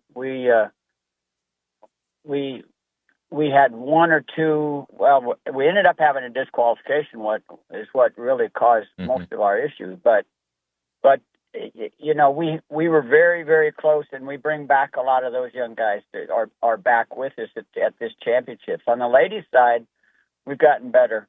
Our team has gotten better. We had good recruiting, and so our team is better on the ladies' side. Going into this championships, they have us ranked in that top group, so I think we have the ability to be in that top 3 or 4 schools, and if we have a great meet, we can win. Both relay teams qualifying on both sides. How important is that, especially when you talk about scoring these meets? Yeah, I mean, it gives you, once again, it gives you that opportunity because we have both 4x1s in, both men and women, and we have both 4x4s in with men and women. So that's a big accomplishment in itself to have all 4 relays in. It gives you a shot. It gives you opportunity. We have a lot of individuals that are in this meet, but the relay is always people who watch a relay know how it can be. You can really do it right, or at one little bitty, just a very small mistake, and you're completely out of it. So, that's the fun of it.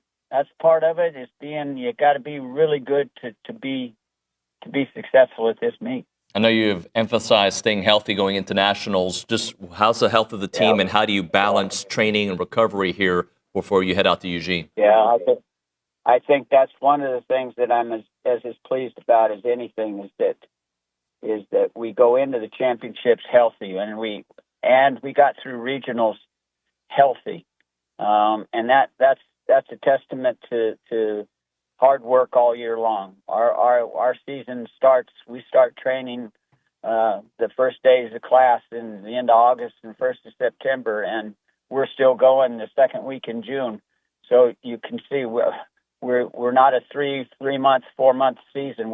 We go year round, and so staying healthy is extremely difficult to do when you're trying to push yourself and go to somewhere where you've never been before in your career, and taking a shot at doing something a little bit different that gives you the opportunity to be just a little bit more successful. That's very, very difficult when you're competing as hard as you have to compete to be successful. I don't know if that makes sense, but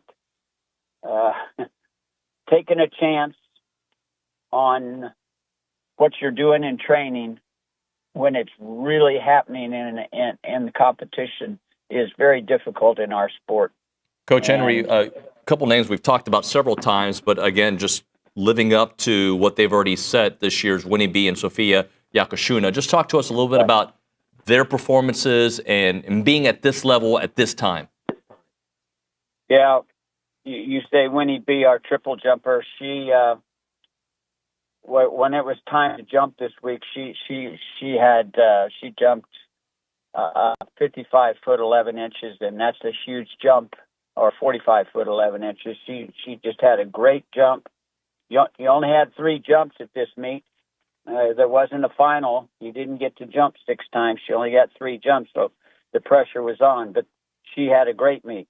Sasha, our pole vaulter, the same thing. He had a great meet and jumped very, very well. Who else did you mention? I can't remember the name you mentioned. Multi-eventer. Yakushina. Yeah, she was off this week because we don't do a multi at the regional meet. It's just too hard to do and then come back and do it again in 10 days.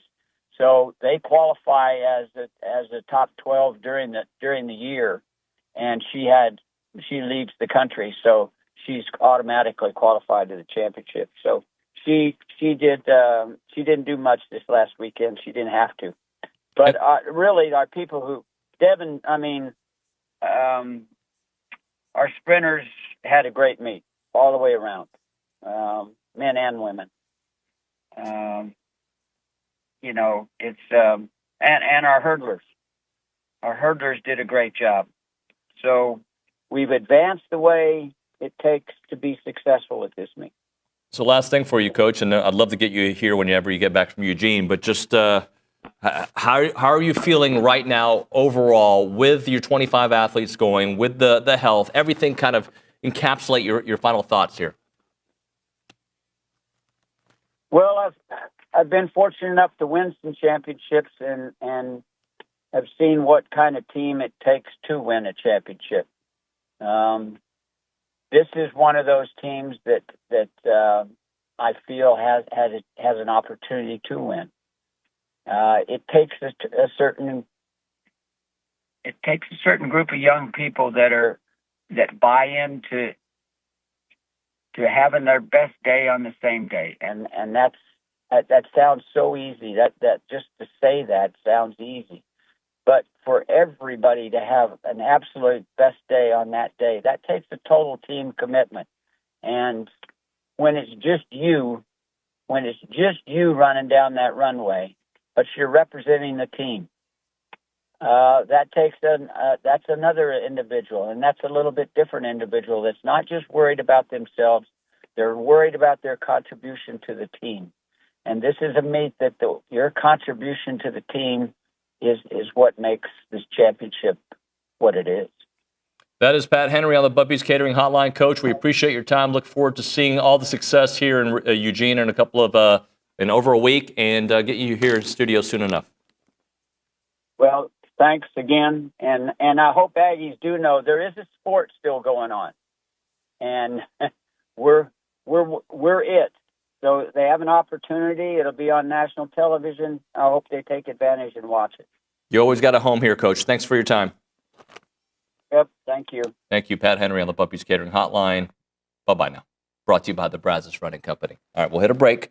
We'll come back. I believe Trisha Ford is showing up here. She's going to get here right around this time, so we'll be ready for her, and Kay Nagley will join me. Right now, this Milliken Reserve It, farm-to-table community in College Station. They got homes, they got trails, they got farms, they got wide open space. It's a cool place to go do all your outdoor activities. If you like to go hiking, great place to go hiking. If you want to go biking, you like to go do kayaking, equestrian trails, they have that. They've got the evening yoga. They got the summer festivals, the farmer markets, the farm tours. They got it all when you go there. They want to provide a natural setting for families to connect with each other. 2,600 acres of open space. They've got 30 miles of trails. They got homes. And they're just a place that families connect with nature and to each other, with that place for generation after generation. So when you go there, by the way, it's going to be the exact same place generation after generation. That's what they're committed to maintaining and restoring, that natural habitat. You can learn more at millikenreserve.com. That website again, millikenreserve.com. Check it out.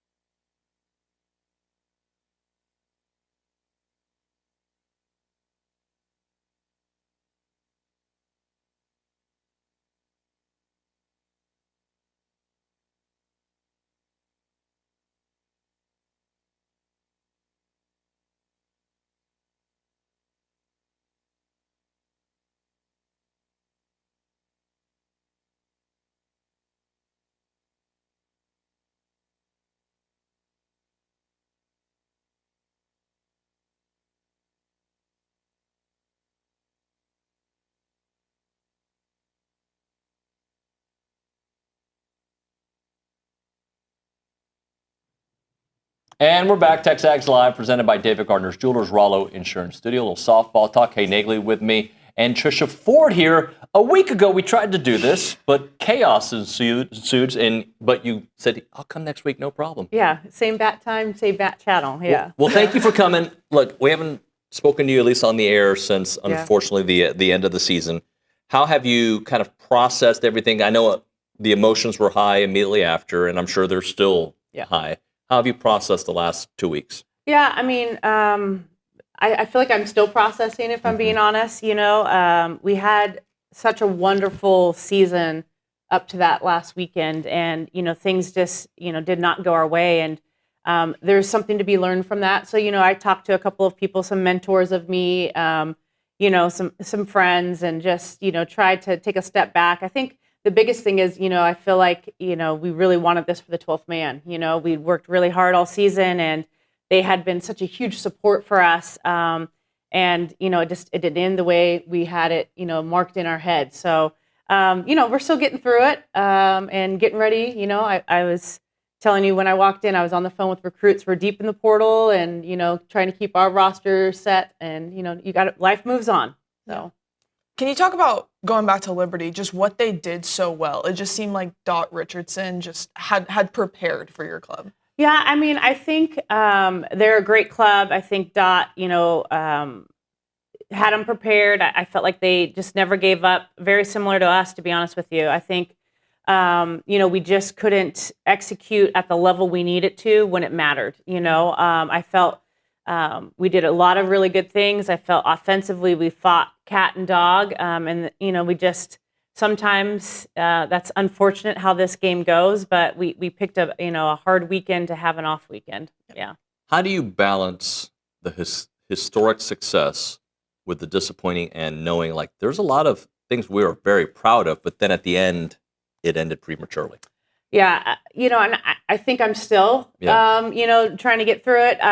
Usually in the month of July is when I really sit back and really reflect on what happened from the year before. But, you know, Coach Harger and I sat down yesterday. We talked about some things that I really would like to see us do better. You know, just differences. You know, I've talked, you know, to Coach Heft quite a bit. Just some things that I feel like we could I don't know, approach differently that I think will help us. There's a lesson to be learned in this, and that's what I keep going back. You know, I have a lot of faith, and I feel like God only gives you what you can handle, and so there's something that I have to get better at, and so that's what kind of our mission is right now. What is your approach to the portal this offseason? Obviously, dead period right now, but I imagine once that's over, y'all are going to start rolling. Yeah, we've already had a couple visit here in Aggieland when we could, and then obviously we'll start back up pretty heavy this next week. I mean, we're in it. We have a lot of pieces returning. You know, we have Maya Perez, Amari Harper, Kennedy Powell. You know, you saw the emergence of Sydney Lessentine and Kate Munnerlin, and you know, you've had Frankie, KK Dement. I mean, the future is very bright here, and so I think for us, it's, you know, going in there and getting a couple more arms. You know, they're going to be expensive, so if anybody wants to come and support our NIL, you know, give me a call. But you know, we have some really, really good pieces that anybody would want to come and be a part of. Well, you mentioned those pieces too, and that's so huge considering you're losing some seniors to the next level, right? Like, is it 6 that you're losing? So the fact that those young players were able to be key contributors and stars while still having that veteran leadership. Yeah, I mean, you know, losing Coco, losing Mac Barbara, Emily Kennedy, Allie Enright, Kramer Este. I mean, you know, Ojo. I mean, I could go on and on and on. And I think, you know, there's so much leadership that graduated.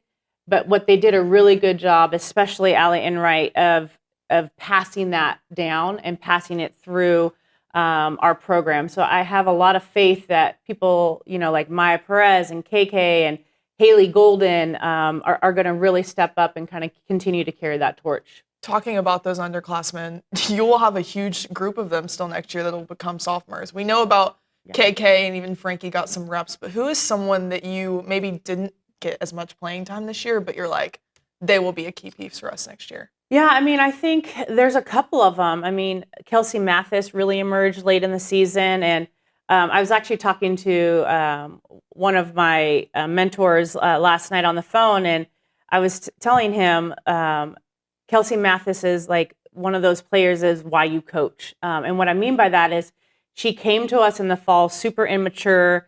I'm sure she was full of tears. And actually, this person said she was full of tears, you know, and just not like questioning, like, am I good enough? Like, I looked left and right of me and there's so much talent and I'm way, way behind. And she just put her head down and worked, very similar to Frankie, to be honest with you, and just went to work. And then you can start to, when we had our end of our year meeting with her, she's like a whole new woman. And that's what you're really doing this for, is for them to understand what they are really capable of and to do the hard stuff and love the hard stuff. And you just never know what it looks like on the other end. I want to talk about some of these young players and just what they were able to do in the development. Maya Perez, 43-year-old RBI record that she broke, All-American honors. I mean, just all the accolades, and just knowing that it started a year ago on the run during the playoffs where it kind of sparked and it continued. Yeah. Maya is a great story, you know, and I've talked a lot about her, but just, you know, as crazy as this sounds, this is who I thought this is who she is. Like, I knew this, Coach Harger, like, we knew this, coaching staff knew this is who Maya Perez, and she just had to figure out, like, oh yeah, like, this is who I am. So, you know, I've already, we've already, as coaches, been in contact with Maya. I'm going to harass her today and just check in on her, but she's on a mission. She understands what this looks like. She's going to up her game next year. You know, she's a fun one. She turned it around and figured it out. You know, KK Dement, talk about her year. I mean, that kid is special. I talked to her last night on the phone. I was teasing her a little bit. Her dad, how she learned to field ground balls is her dad would take her out on the asphalt and tell her, like, hit BBs at her. And I was like, well, KK, like, it worked out for you. Yeah.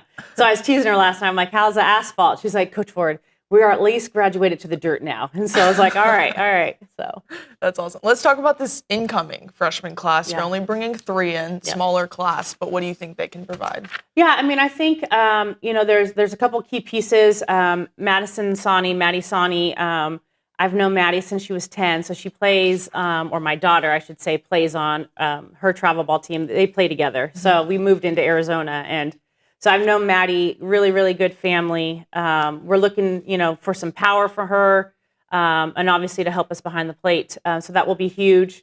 And then we have Piper White, and she's really a utility kid. She can play anywhere. She's super athletic. Can add some running for us, some speed for us. So I'm excited to kind of see what that looks like. And then we have Ansley, who's coming in. She's a local kid. And she will provide us some depth on the base path. So somebody that's going to come in has really, really, game-changing speed. So we're going to utilize that. I know there's still some roster moves that are possible out there, but just pitching staff-wise, how do you feel about it next year as of right now? Yeah, I mean, I think, there's a couple of pieces that I'd like to bring in. So that's going to be something that we hit hard. Excited about our freshman class, to be honest with you. I thought they did a tremendous job, especially at the end. And I put Sid in some stressful situations, and she rose to it. So I'm excited to see what her future looks like. Kate Munnerlin, same thing. That kid competes her tail off. And so, her and I talked about some things that I would like her to work on this off season, and she gets it. And you still have, we didn't have Sydney Peters for 6 weeks this year. And so she has really good numbers, and, there's some things that I think she's going to really work hard. And the great thing is they're all going to be here this summer. They're going to all come and train. And that's the precedent when I say, like, that leadership that graduated, that's what they've left behind, is the expectation to stay here over the summer, train, and do those types of things. What does summer look like for you? Obviously, hitting the portal hard. I imagine you're going to be hosting some kids. Just what is that? It's just recruiting on all facets. So it'll be on the road. So hit the road this weekend. And we have visits every day next week. And then I'll hit the road again, and then we have visits every day. And so that'll go here for the next couple of weeks, where we have kids on campus and also on the road. And then after that, hopefully we'll solidify our roster. and then get them in and, just recruit. I think we finish recruiting about middle of August, and then school starts. So, yeah, it's back at it. December is my normal person month. Yeah, not right now. Coach Ford, thank you so much. We love you. Always have a home here, okay? Thank you. Thank you. All right, we'll hit a break. We'll have a very short, like a 30-second segment on the other side before we start Recruiting Country. It's TexAgs Live.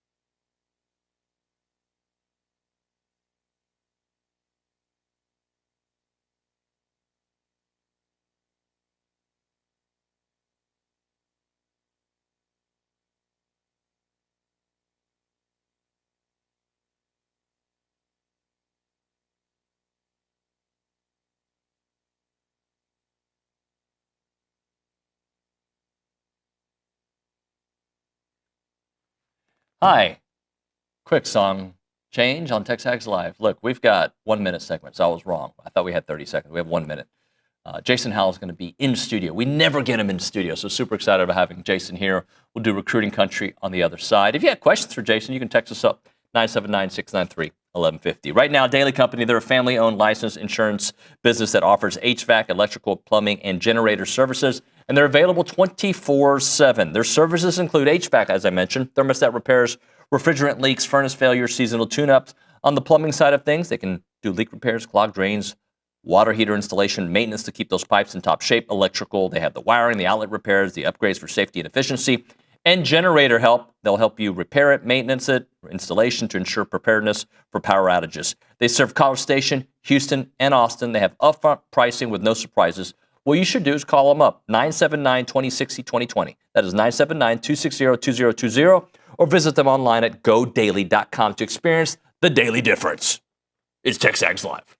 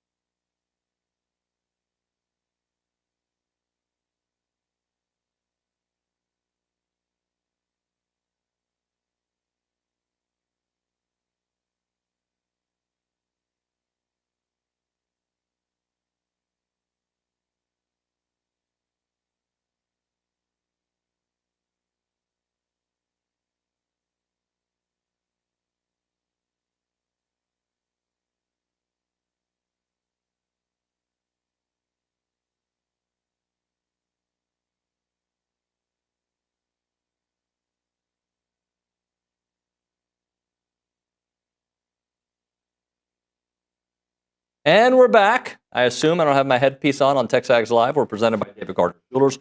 We're in the Rollo Insurance Studio, and it is time for Recruiting Country, brought to you by American Momentum Bank. As I do the dramatic pause, because Jason Howell making his debut in the new studio. Not a year yet, but almost a year. It's been too long, my friend.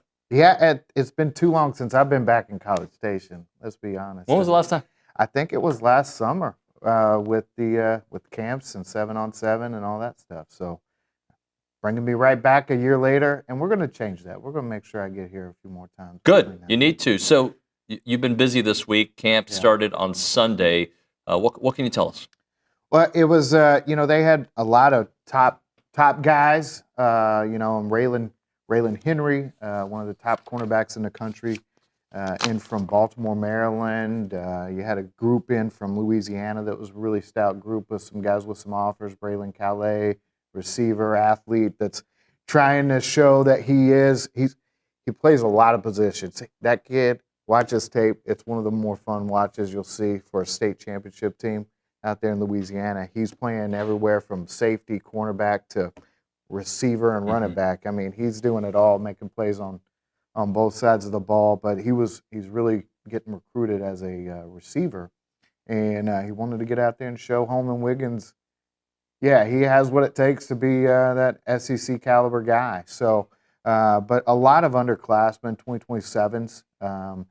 They had one new offer go out after camp on Sunday. As a kid named Jay Shell, a linebacker in the 2028 class from Raven Gap in Georgia.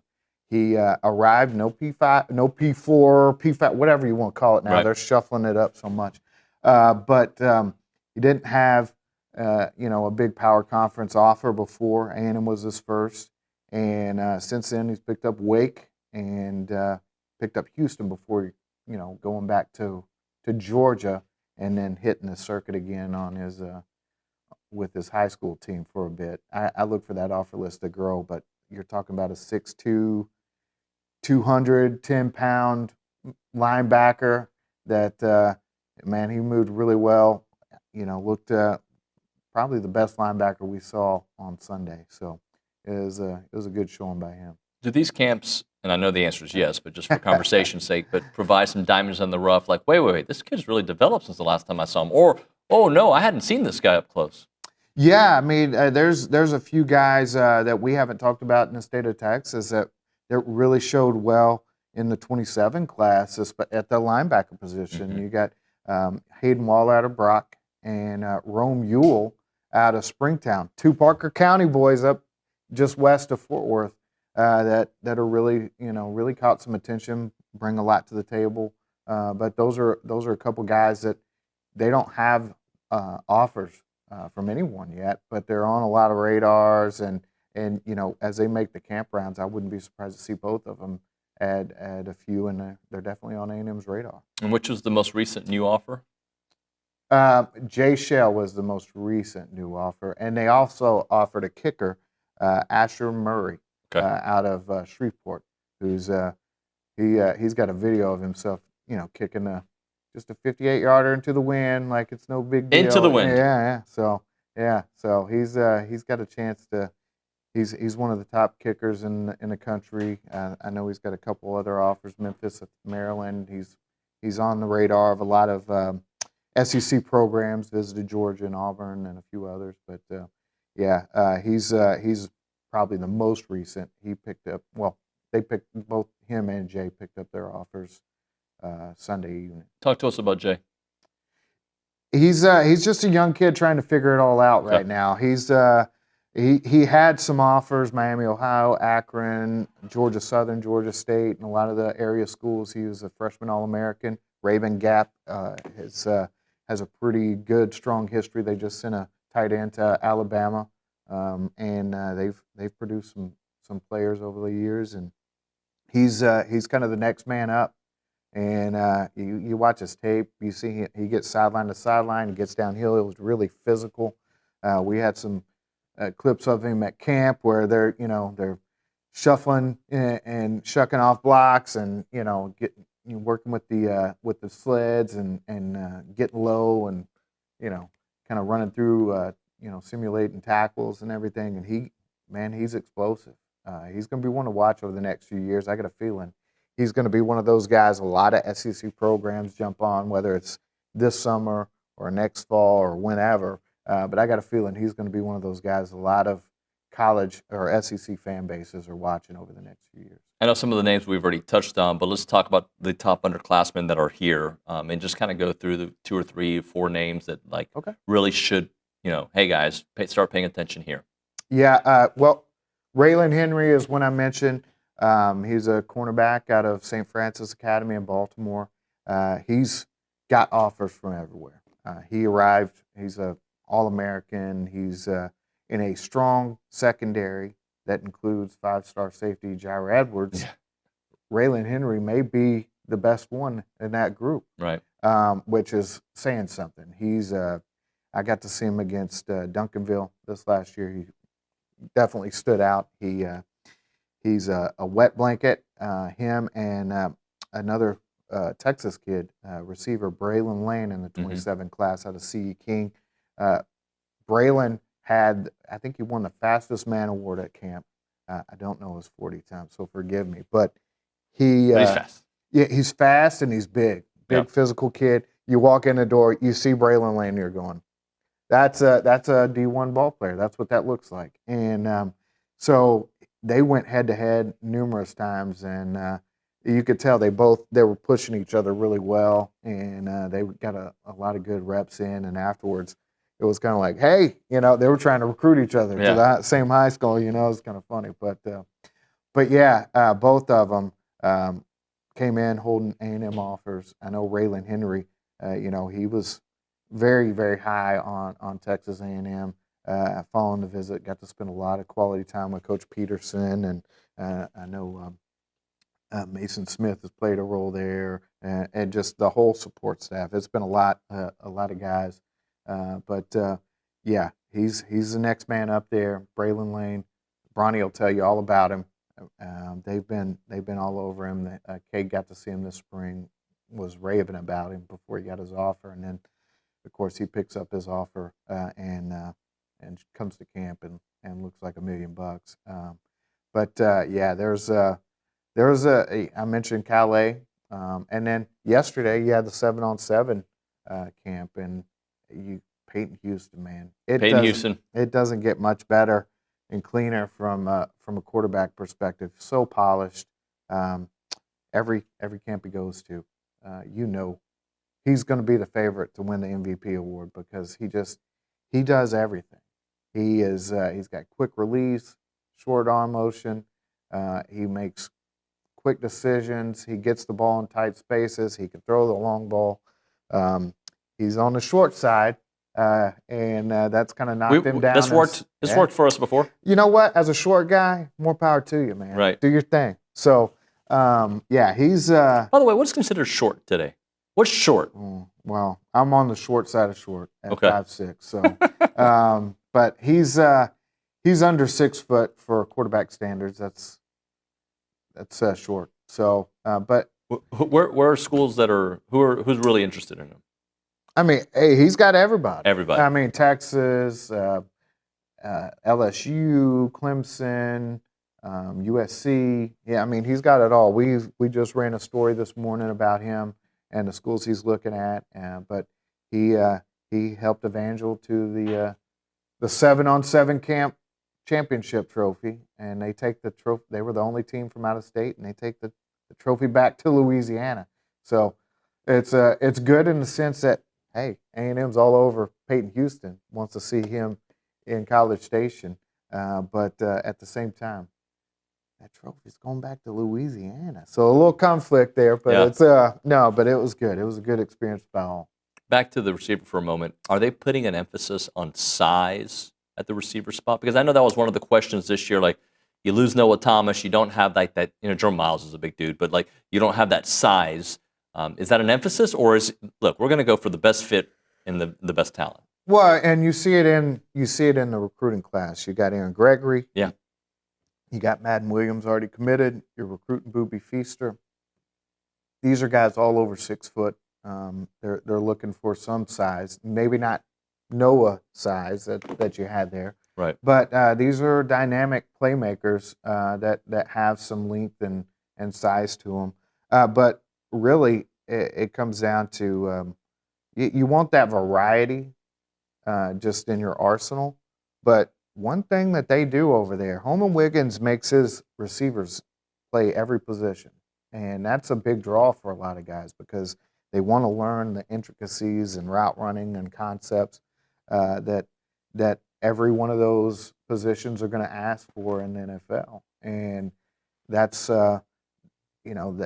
that gives them versatility going to the next level and being able to step right in, and it gives them a chance to be an immediate contributor or a versatile asset where whatever happens, not only at Texas A&M, but beyond.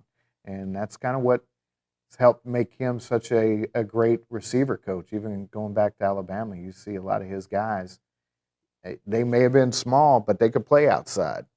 They may have been bigger, but they could come inside and work, interior routes and things like that. So it's something that he's prided himself on over the years and earned a well-earned reputation for. Got a couple of great up-and-coming offensive linemen in town this week as well. Yeah, yesterday at the big man camp, man, you got our 5-star number one. Well, I don't know. I don't know if we have a 5-star in the 27 class yet, but he's number one overall. Yeah, it's safe to say that he'll get there. We think, that's his potential for sure. But Caden Scott out of San Antonio Roosevelt, 6'7", 290, 300 pounds, lean, moves really well. I think he was dealing with a little bit of a lower leg, issue, nothing crazy, but but he was working out. You saw Coach Cushing, showing him little things here and there, and you could see his progression as he went through reps, which is something to really I love to see how a guy adapts to coaching notes, and he really took to that, and you could see his athleticism as he moved around and things like that. Ishmael Kamara was another one, he's the big French guy out of Gilmer, and let me tell you, I've never had this happen that I can remember, but a guy who has zero varsity film, and we've got him number 3 in our rankings right now based off what we've seen this spring and summer, and I guess he's gone to 4 different camps that I can remember, pretty high level camps with a lot of competition. He's walked away with offensive line MVP. Not a known guy coming in like in January when he first started seeing, but making moves. But his talent was undeniable, and you watch him. He's got a soccer background. He's got track. He's he at 6'5", 6'6", 330 pounds. He is nimble, and he is mean and nasty, and you can see it even in one-on-ones where he's got some of the more fun reps that you'll see. Yesterday he couldn't go. He was limited because he had a little foot injury, but he'll be back. We just posted a story about him today as well. He'll be back on the 12th to get a workout in, but he was really tuned in to what Coach Cushing was doing out there, and taking in some notes of his own, which, as a guy that when they can't be active, when they can't be involved in the drills, seeing a guy really locked in and trying to learn and glean in anything he could, I mean, that's a huge plus, especially for a guy that like Ish, who's, he's super excited. He was ruled ineligible last fall after moving in from France, and so he's super excited about getting to work on the football field. Why would he be ineligible? What's the rules for out of? I'll be honest, I don't know the intricate details of it, but he was ruled ineligible, and so I think he may have played like a few games on JV, and it was like, okay, like this, It's not even fair. It's not fair. It probably wasn't safe. I mean, he's just he's different. So, but that's going to be one to watch out in East Texas. It's pretty rare, right, for a guy at this point to be as unknown without the film. Like, I mean, I can't imagine many scenarios like that. Yeah, and it hasn't stopped anybody from offering. Right. A&M offered in I think November. Oh wow! And early. Yeah, well, and there's a he's been to A&M a few times. He's got a real strong connection with College Station now. But everybody across the country, Ohio State, Nebraska, anybody and everybody is pretty much locked in on this guy now. He's got everybody's attention, and I feel comfortable saying if he were to call coaching staff up right now and commit, they would gladly take it. So it's not; these aren't just like, oh, come, we want to see what you do in the fall, and that is rare for a guy without any varsity film. Yep. All right, Dish, we'll hit a break here. We'll come back with more. We'll get more into the 7-on-7 angle. Right now, a moment for Caldwell Country Chevrolet. You can find them on Highway 21 in Caldwell, online at caldwellcountrychevrolet.com. If you're a business owner, you need to listen up because you want to take your operation to the next level and get the right vehicles for your fleet. Well, they have just expanded their selection of commercial vehicles to meet your everyday need. They have service body trucks. They got heavy-duty flatbeds, medium-duty trucks. They can handle those tough jobs, and you know about their great customer service. They have the muscle to help your business demands, no doubt about it. And they are also a newly designated business elite dealer. They understand what it takes to keep your company moving forward. That's why they have the great selection and, of course, the incredible customer service pricing, you name it. That's what they do there. It's about a 15-minute drive, the edge of Bryan to the beginnings of Caldwell. A short conversation away, but you'll see the difference when you step on the lot and you do business with the great people at Caldwell Country Chevrolet. Highway 21 in Caldwell, online, caldwellcountrychevrolet.com. Hey everyone, David Nuño and Olin Buchanan and OB. Typically we start off the show in this section, and we call it the Holistic Planning The cool zone, yeah. It's pretty cool. What do we know about holistic planning? Well, a lot of cool stuff. For instance, holistic planning can help you with your investments. I love that. They can help you with your taxes. So I don't like paying taxes. You can get that money from your investments and they keep it. They'll help you keep it away from the government. Yep. Not all of it, but more of it. And then they'll even help you with your estate planning. When you're old like me, you got to make sure some of that money you made is there for when you want to retire and just enjoy the rest of your life. You want your estate to be planned. But they also do something else. Yeah, well, if you are, like, say, a sports fan, and you've always wanted to... Everybody watching us, right? Yeah. And you want to always dream of being an owner, well, in a certain way you can, because they will broker the deal for you to invest in pro sports. Yeah, what you need to do is check out investinprosports.com. That's where you can get all the information if you want to invest in a team. I don't know what team. He'd probably try to buy the Cowboys. I'd try to buy a lot of the Houston teams. Whatever it may be, investinprosports.com. It is holistic planning, and we love hanging out at the Holistic Planning Cool Zone.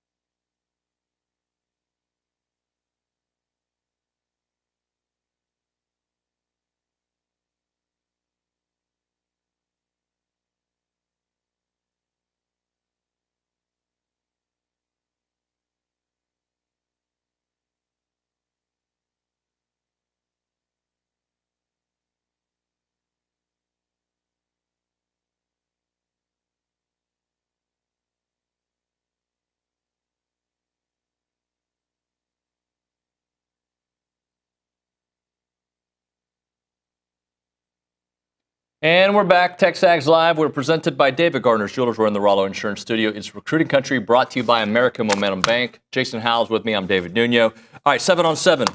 So we've talked about some of the top guys that A&M has seen, but there's some top teams that have. Well, so yesterday, Shreveport Evangel takes. They won it. Takes the championship.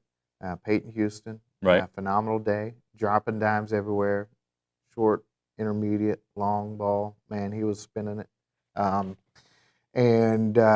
Cy Ranch was the team they faced off against. How did Cy Ranch look? They look good. Quarterback Braden Baker, he was kind of in and out. I think he's dealing with some, I want to say like a tendonitis deal. He's, growing boys. Yep. But he was in and out a little bit, but he was dealing when he was in there. Big arm, big tall kid. I think he's got a few offers, but anyways, they look sharp throughout the day. They've got a couple linebackers that are drawing a lot of attention. Calvin Thomas is one that A&M had offered.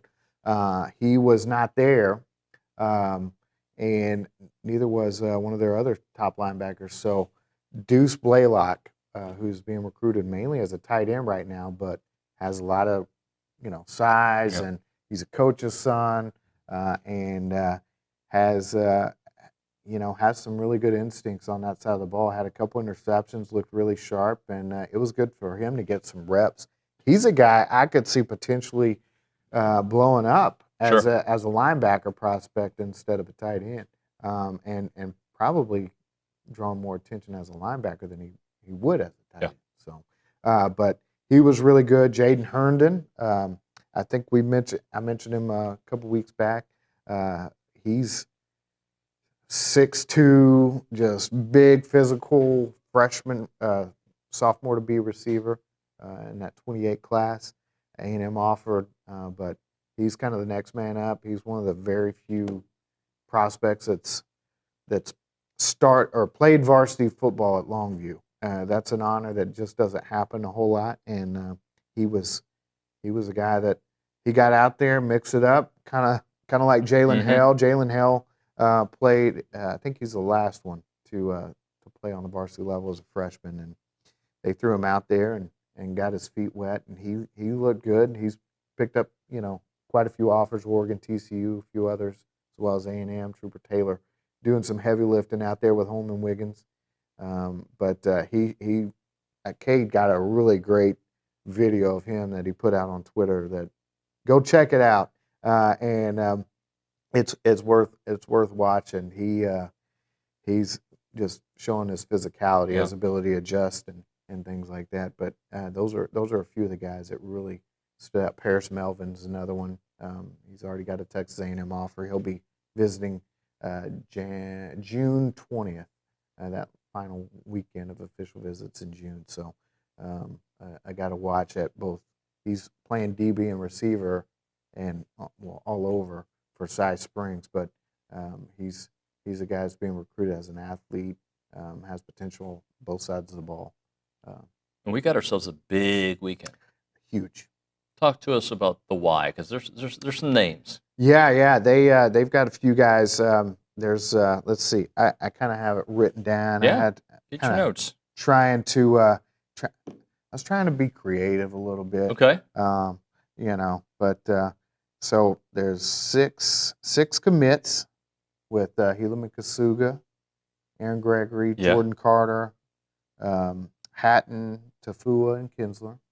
You got 2 tanks, linebacker Tank King and edge Tank Jones, and you got a couple big DBs, cornerback Dorian Barney and Braylon Womack, safety, and offensive line, big Samuel Roseboro out of Tampa, Florida area, John Turntine and Zayden Crimpin out of the DFW. So you've got a good mixture of in-state, out-of-state. You got a lot of commitments coming in. You got some good stuff happening. It's going to be. I don't know if I'd expect any commitments out of this weekend. I've been trying to lay that groundwork. Like June, I expect some of these guys or a lot of these guys to continue to take visits. A lot of these guys have other trips set up. but it's a big weekend. Now A&M did have a kid, a big time prospect, rescheduled from this weekend. Yeah, that just happened, right? To June 20th in Brandon Arrington. He was originally scheduled to be in this weekend, and he had some. He was running track. And he was going to be competing in nationals. Sure. I think, or there was something that was kind of. Anyways, his track schedule kind of got scrambled a little bit, and now he's planning to get to A&M that final weekend. So the Aggies get a chance to make a final impression on the last visit weekend of June, and he's planning to make his decision July 5th with, Oregon, USC, Alabama, Penn State, a few of the other schools in there, as well as the Aggies. So A&M's right up there. He's been to campus several times. Definitely a guy to keep an eye on. And so he is no longer visiting this weekend, and he is now visiting the June 20th weekend. What's the latest with Lamar Brown? Well, he just announced more details. I think he's been. We've reported that he was planning to announce July 10th. July 10th, yeah. He'll be in town not this weekend, but the next weekend. So the June 13th official visit weekend. And, A&M's right up there, LSU, Miami. I know USC has kind of been trying to come on. Texas is making a push as well. But he's a guy that I think it wasn't a shot. I think I don't know. I think it's like 10 o'clock or something like that. He just announced the details of when he's going to announce on the 10th, as much as anything. All right. So last thing for you, let's just look at what the rest of this week looks like and the rest of the month, and how we could see hopefully some moving and shaking. Yeah. So. Well, we didn't even touch on it, but they did welcome another 26 in town this weekend on an unofficial. Cam Hamill from Desert Edge. He came in this last weekend with his brother before he's set to take some official visits and things like that. So, but he'll be back on the 20th. Coming up, we've got on the 8th, you've got the next round of camps that start. So you've got camps 8th, 10th, and 12th next week. You're going to have another big official visit weekend starting June 13th, and then you're going to have another one on June 20th. With like I said, they've done a really good job of mixing, priority guys, and making sure that they can get quality time with everybody. This is going to be an important time to kind of set the groundwork. You may see some commits between here and there, and see some momentum building with some guys that maybe you weren't expecting the timing to happen. But I think you're going to see a lot of staging and setting the foundation for a busy July and August. Jason, thank you, buddy. Appreciate you. Hey, thank you. Aggieland, Bryan College Station, game day is about to get even better. Comcast is bringing Xfinity and Comcast Business here to Aggieland. They're delivering ultra-fast fiber internet to 70,000 homes and businesses, which means crystal clear, uninterrupted live sports when you're streaming it or you're on your couch or maybe on your cell phone. No more buffering during the big play, just multi-gigabyte speed, seamless streaming, and unmatched reliability. Plus, Xfinity's powerful Wi-Fi ensures you'll never miss a moment, whether it's SEC showdowns, NFL Sundays, or March Madness, and they have more than 1,000 miles of new fiber and upcoming Xfinity retail store. Comcast is connecting sports fans like never before. Get ready to stream faster and cheer louder and enjoy victory with zero lag. Visit ComcastTexas.com/BCS for details when you can start streaming like a champion. It is Comcast, Xfinity Business, Xfinity and Comcast Business.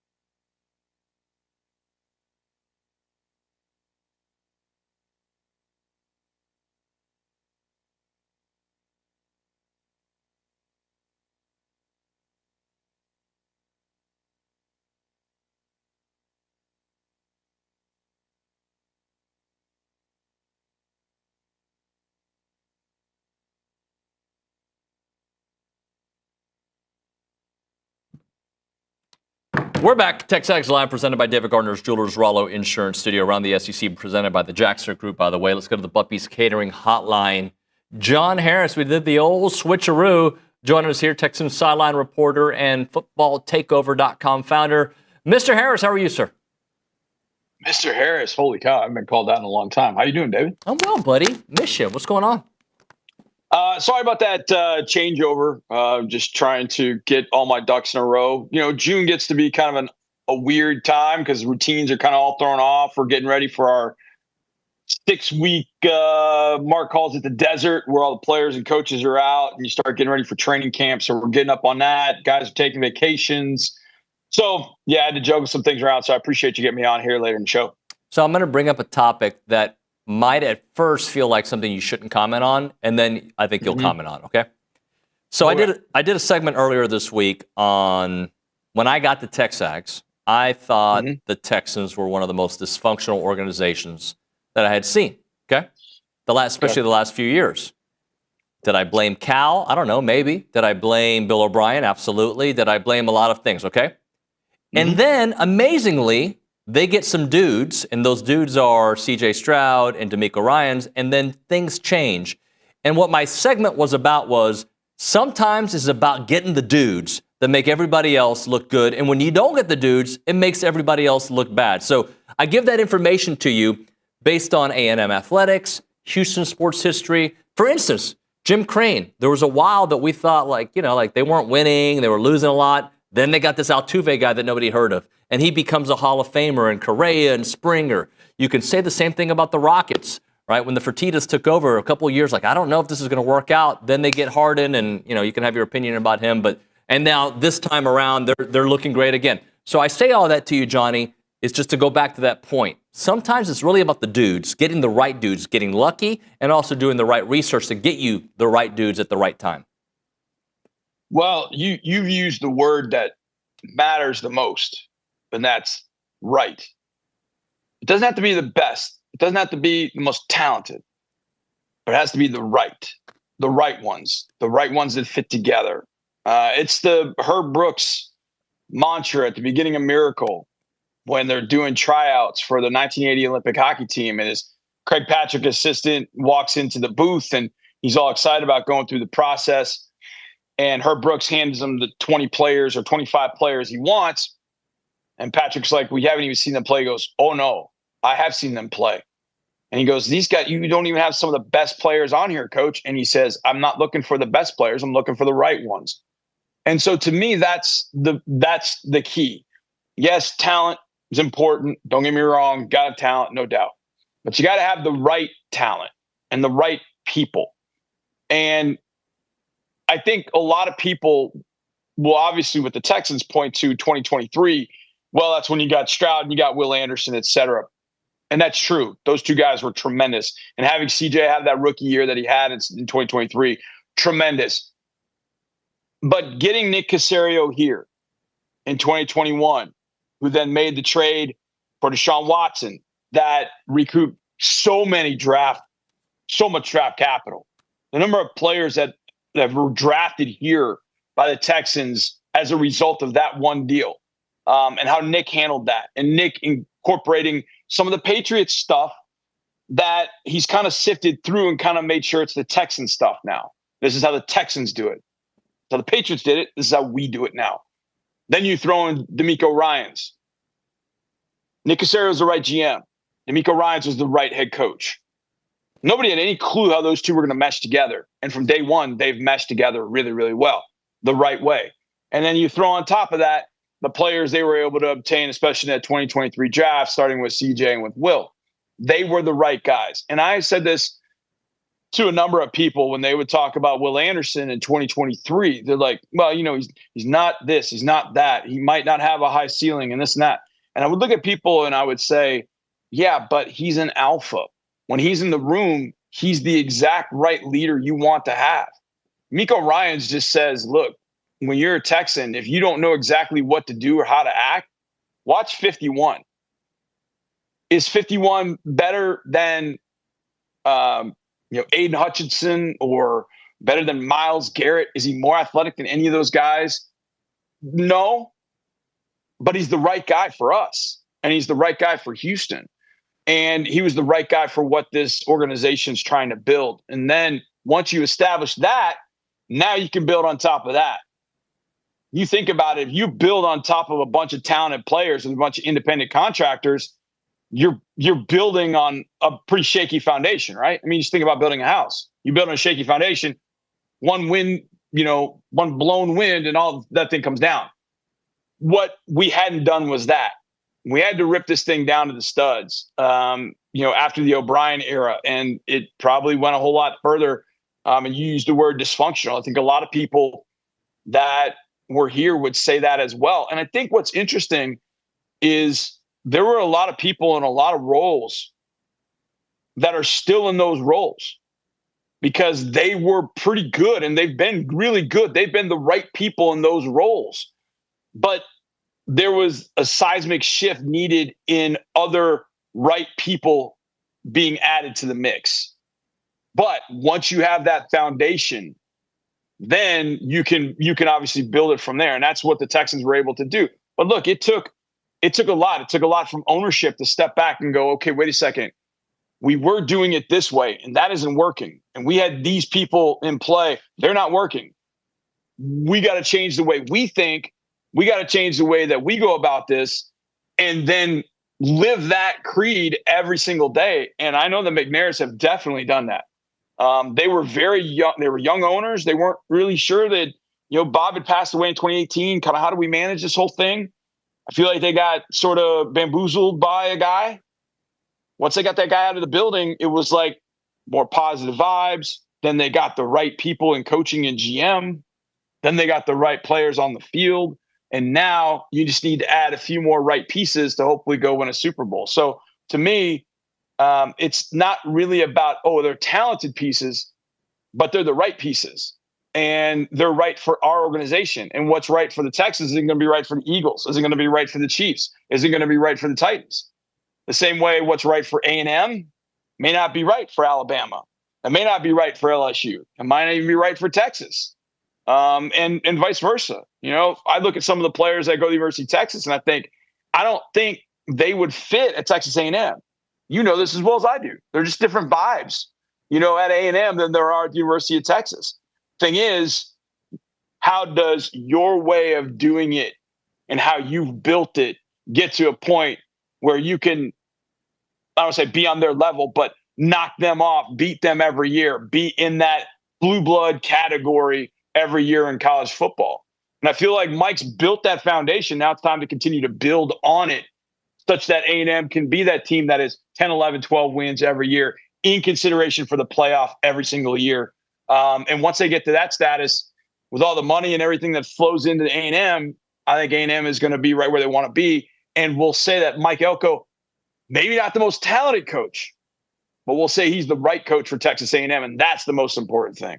Talking to John Harris here on TexAgs Live. Stephon Diggs has been in the news recently, and not necessarily asking you to talk about that, but just what kind of guy was he for the Texans and now going to the Patriots and what they can expect from him?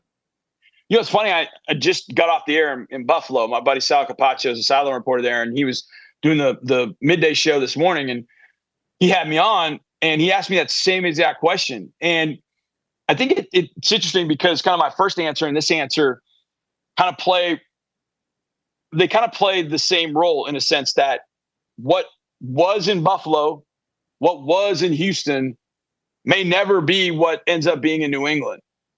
And it's all about just circumstance and situation where you are. And in Buffalo, Steph didn't have a lot of Bills receivers that he really respected. And so when he wasn't getting the football and they weren't winning, he was squawking and he had a point. Comes to Houston, he's got Nico and he's got Tank at the time, and he could see how good they were. Now, he wasn't going to be content with getting 2 or 3 targets a game, but he understood that there were 2 other guys that were pretty damn good, and he knew he had to fit in with them. Plus, he was on a 1-year contract. He gets to New England. They give him all kinds of money. He looks at that receiving core and says, I don't have to show up and do anything. I'm the number 1 guy. They're going to be lost without me. And so maybe there's a little bit of entitlement that has shown up there that wasn't going to happen here. he's got I think a 2 or 3 year contract up in New England. So that's some security. So I think every situation just ends up being different. Same guy, different situation in all three. And I think the thing that's frustrating, I would think, for Patriots fans, in a sense, is, well, hey, he was in Houston, he's a model citizen. Well, why is he not a model citizen here?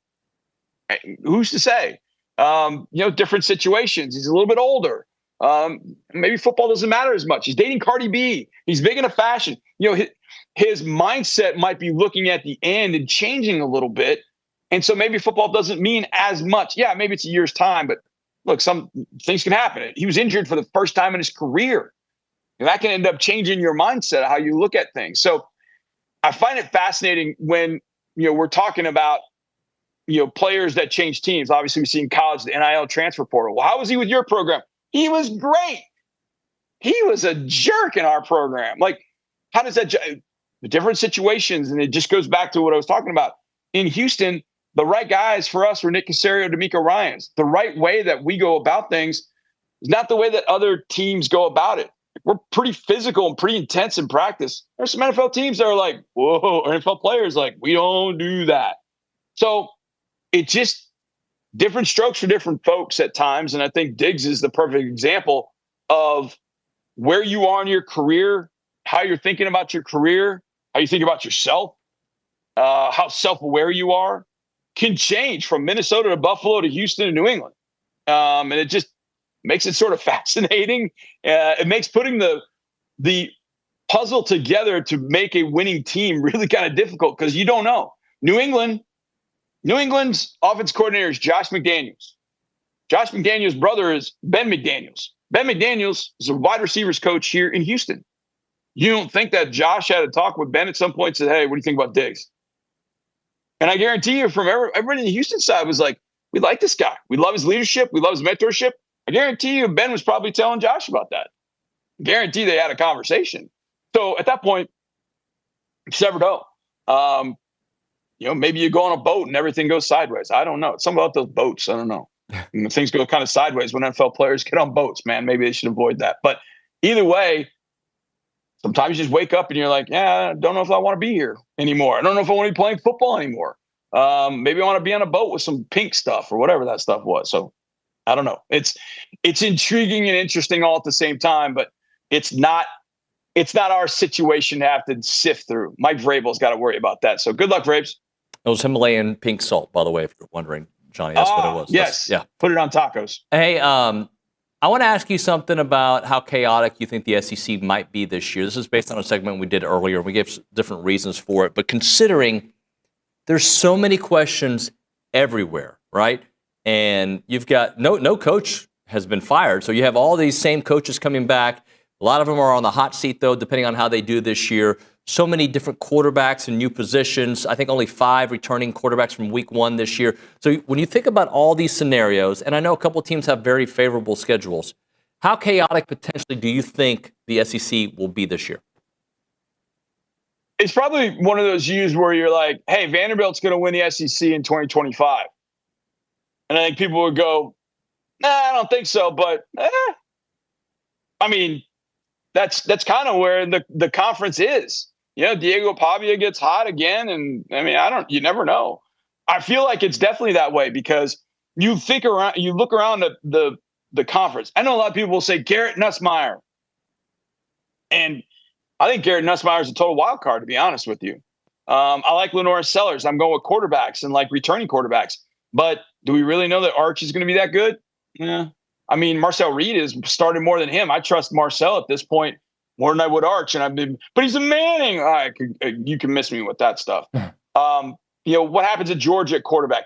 And I use quarterback, not that in college you can win with a Stetson Bennett. And, Stetson was a really good college quarterback. But the talent around him made him that much better. And Stetson made winning plays. He did some winning things, but he wasn't an NFL type talent at quarterback like Nussmeier or Sellers are. So what happens at Georgia? That's obviously Alabama. Who wins that job? Is it Ty Simpson who couldn't win the job 2 years ago? So I think you just look at quarterbacks. It's all over the map. And I think from that perspective, it really kind of opens it wide open for any team to just kind of find a little hot spot, get hot, and kind of ride that to the SEC championship game. So I thought you were going to ask me who I thought was going to win the SEC. And I think what outlines this discussion is the fact that, well, damn, man, I don't know. I don't feel great about saying Georgia. I think they've just lost too much talent over the years. Alabama would seemingly have the most talent, but they got to replace the guy that drove that engine at Jalen Milroe. I don't know that I trust any of those other quarterbacks. LSU, I think, is Fugazi. A&M's got as good a shot as anybody, but we're very close to the A&M program, so I think you can sometimes, maybe we're too close to it to see the greatness that's there. Is there a surprise team? Is Taylor Green in Arkansas going to come out of nowhere? I don't know. I mean, what about Vanderbilt? Vanderbilt's crazy, but Pavia's back, and we saw what he did. So any and all of that gets to be kind of interesting. To me, it's kind of I'll probably pick Georgia and Alabama because that's what we're supposed to do kind of thing. How does Tennessee replace Nico? All those kind of things make it really interesting to kind of take a flyer this year. Johnny, I appreciate you, brother. Talk to you soon. Yeah, man. See you, brother. Later.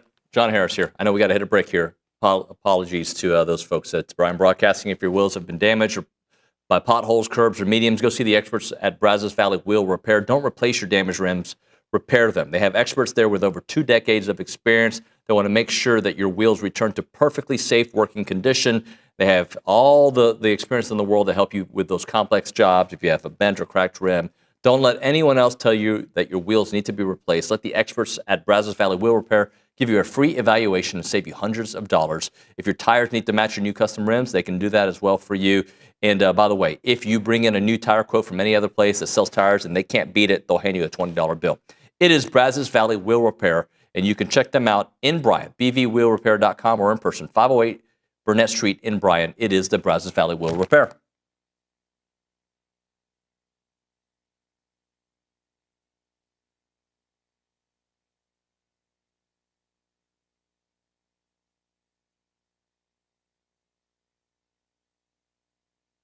All right, guys, let's talk about some new partners, Aggieland Hydration and Injectables. They're Aggie owned and operated. They are an mobile IV hydration company that was founded back in 2024. I met with Sheldon and Danny over the last week, and they're awesome people. They really know what they're doing. They're proud to serve Bryan College Station with awesome services like IV hydration, Botox, and even some weight loss options. Whether you're looking for a quick boost of hydration or dehydration preventative, they can tailor an IV cocktail specific to your needs. And on a busy weekend, I know some of you guys might be partying a little bit too much. If that's the case, an IV can be one of the easiest ways to ensure you're receiving all those necessary vitamins and minerals that make you feel better. Their overall mission is to bring a more personalized and accessible wellness option to the broader range of clientele here in the Bryan College Station and Brazos Valley area. To book an appointment or inquire about it, just call them up or text them, 979-217-1561. Again, it's Aggieland Hydration and Injectables. Check them out. It's our friends at Aggieland Hydration and Injectables.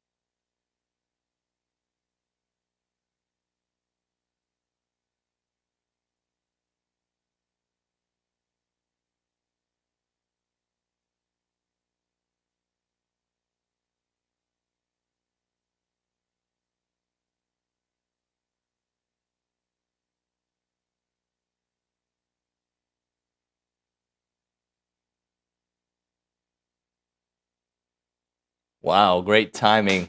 Thank you very much, studio audience here for TexAgs Live. If you want to be a part of the audience sometime, all you need to do is call Nick Savage up on his personal cell phone number. That phone number is 713-2884. That's how you can reach Nick Savage, who's here in the studio, just chilling, just having a good old time. Look, guys, I got nothing for you. That's the end of the show. Appreciate everybody listening in. Tomorrow on the program, I know Adam Rittenberg will be with us. We'll have Stephen McGee. And by the way, I got to hit a break here in 5, 4, 3, 2. We'll see you mañana.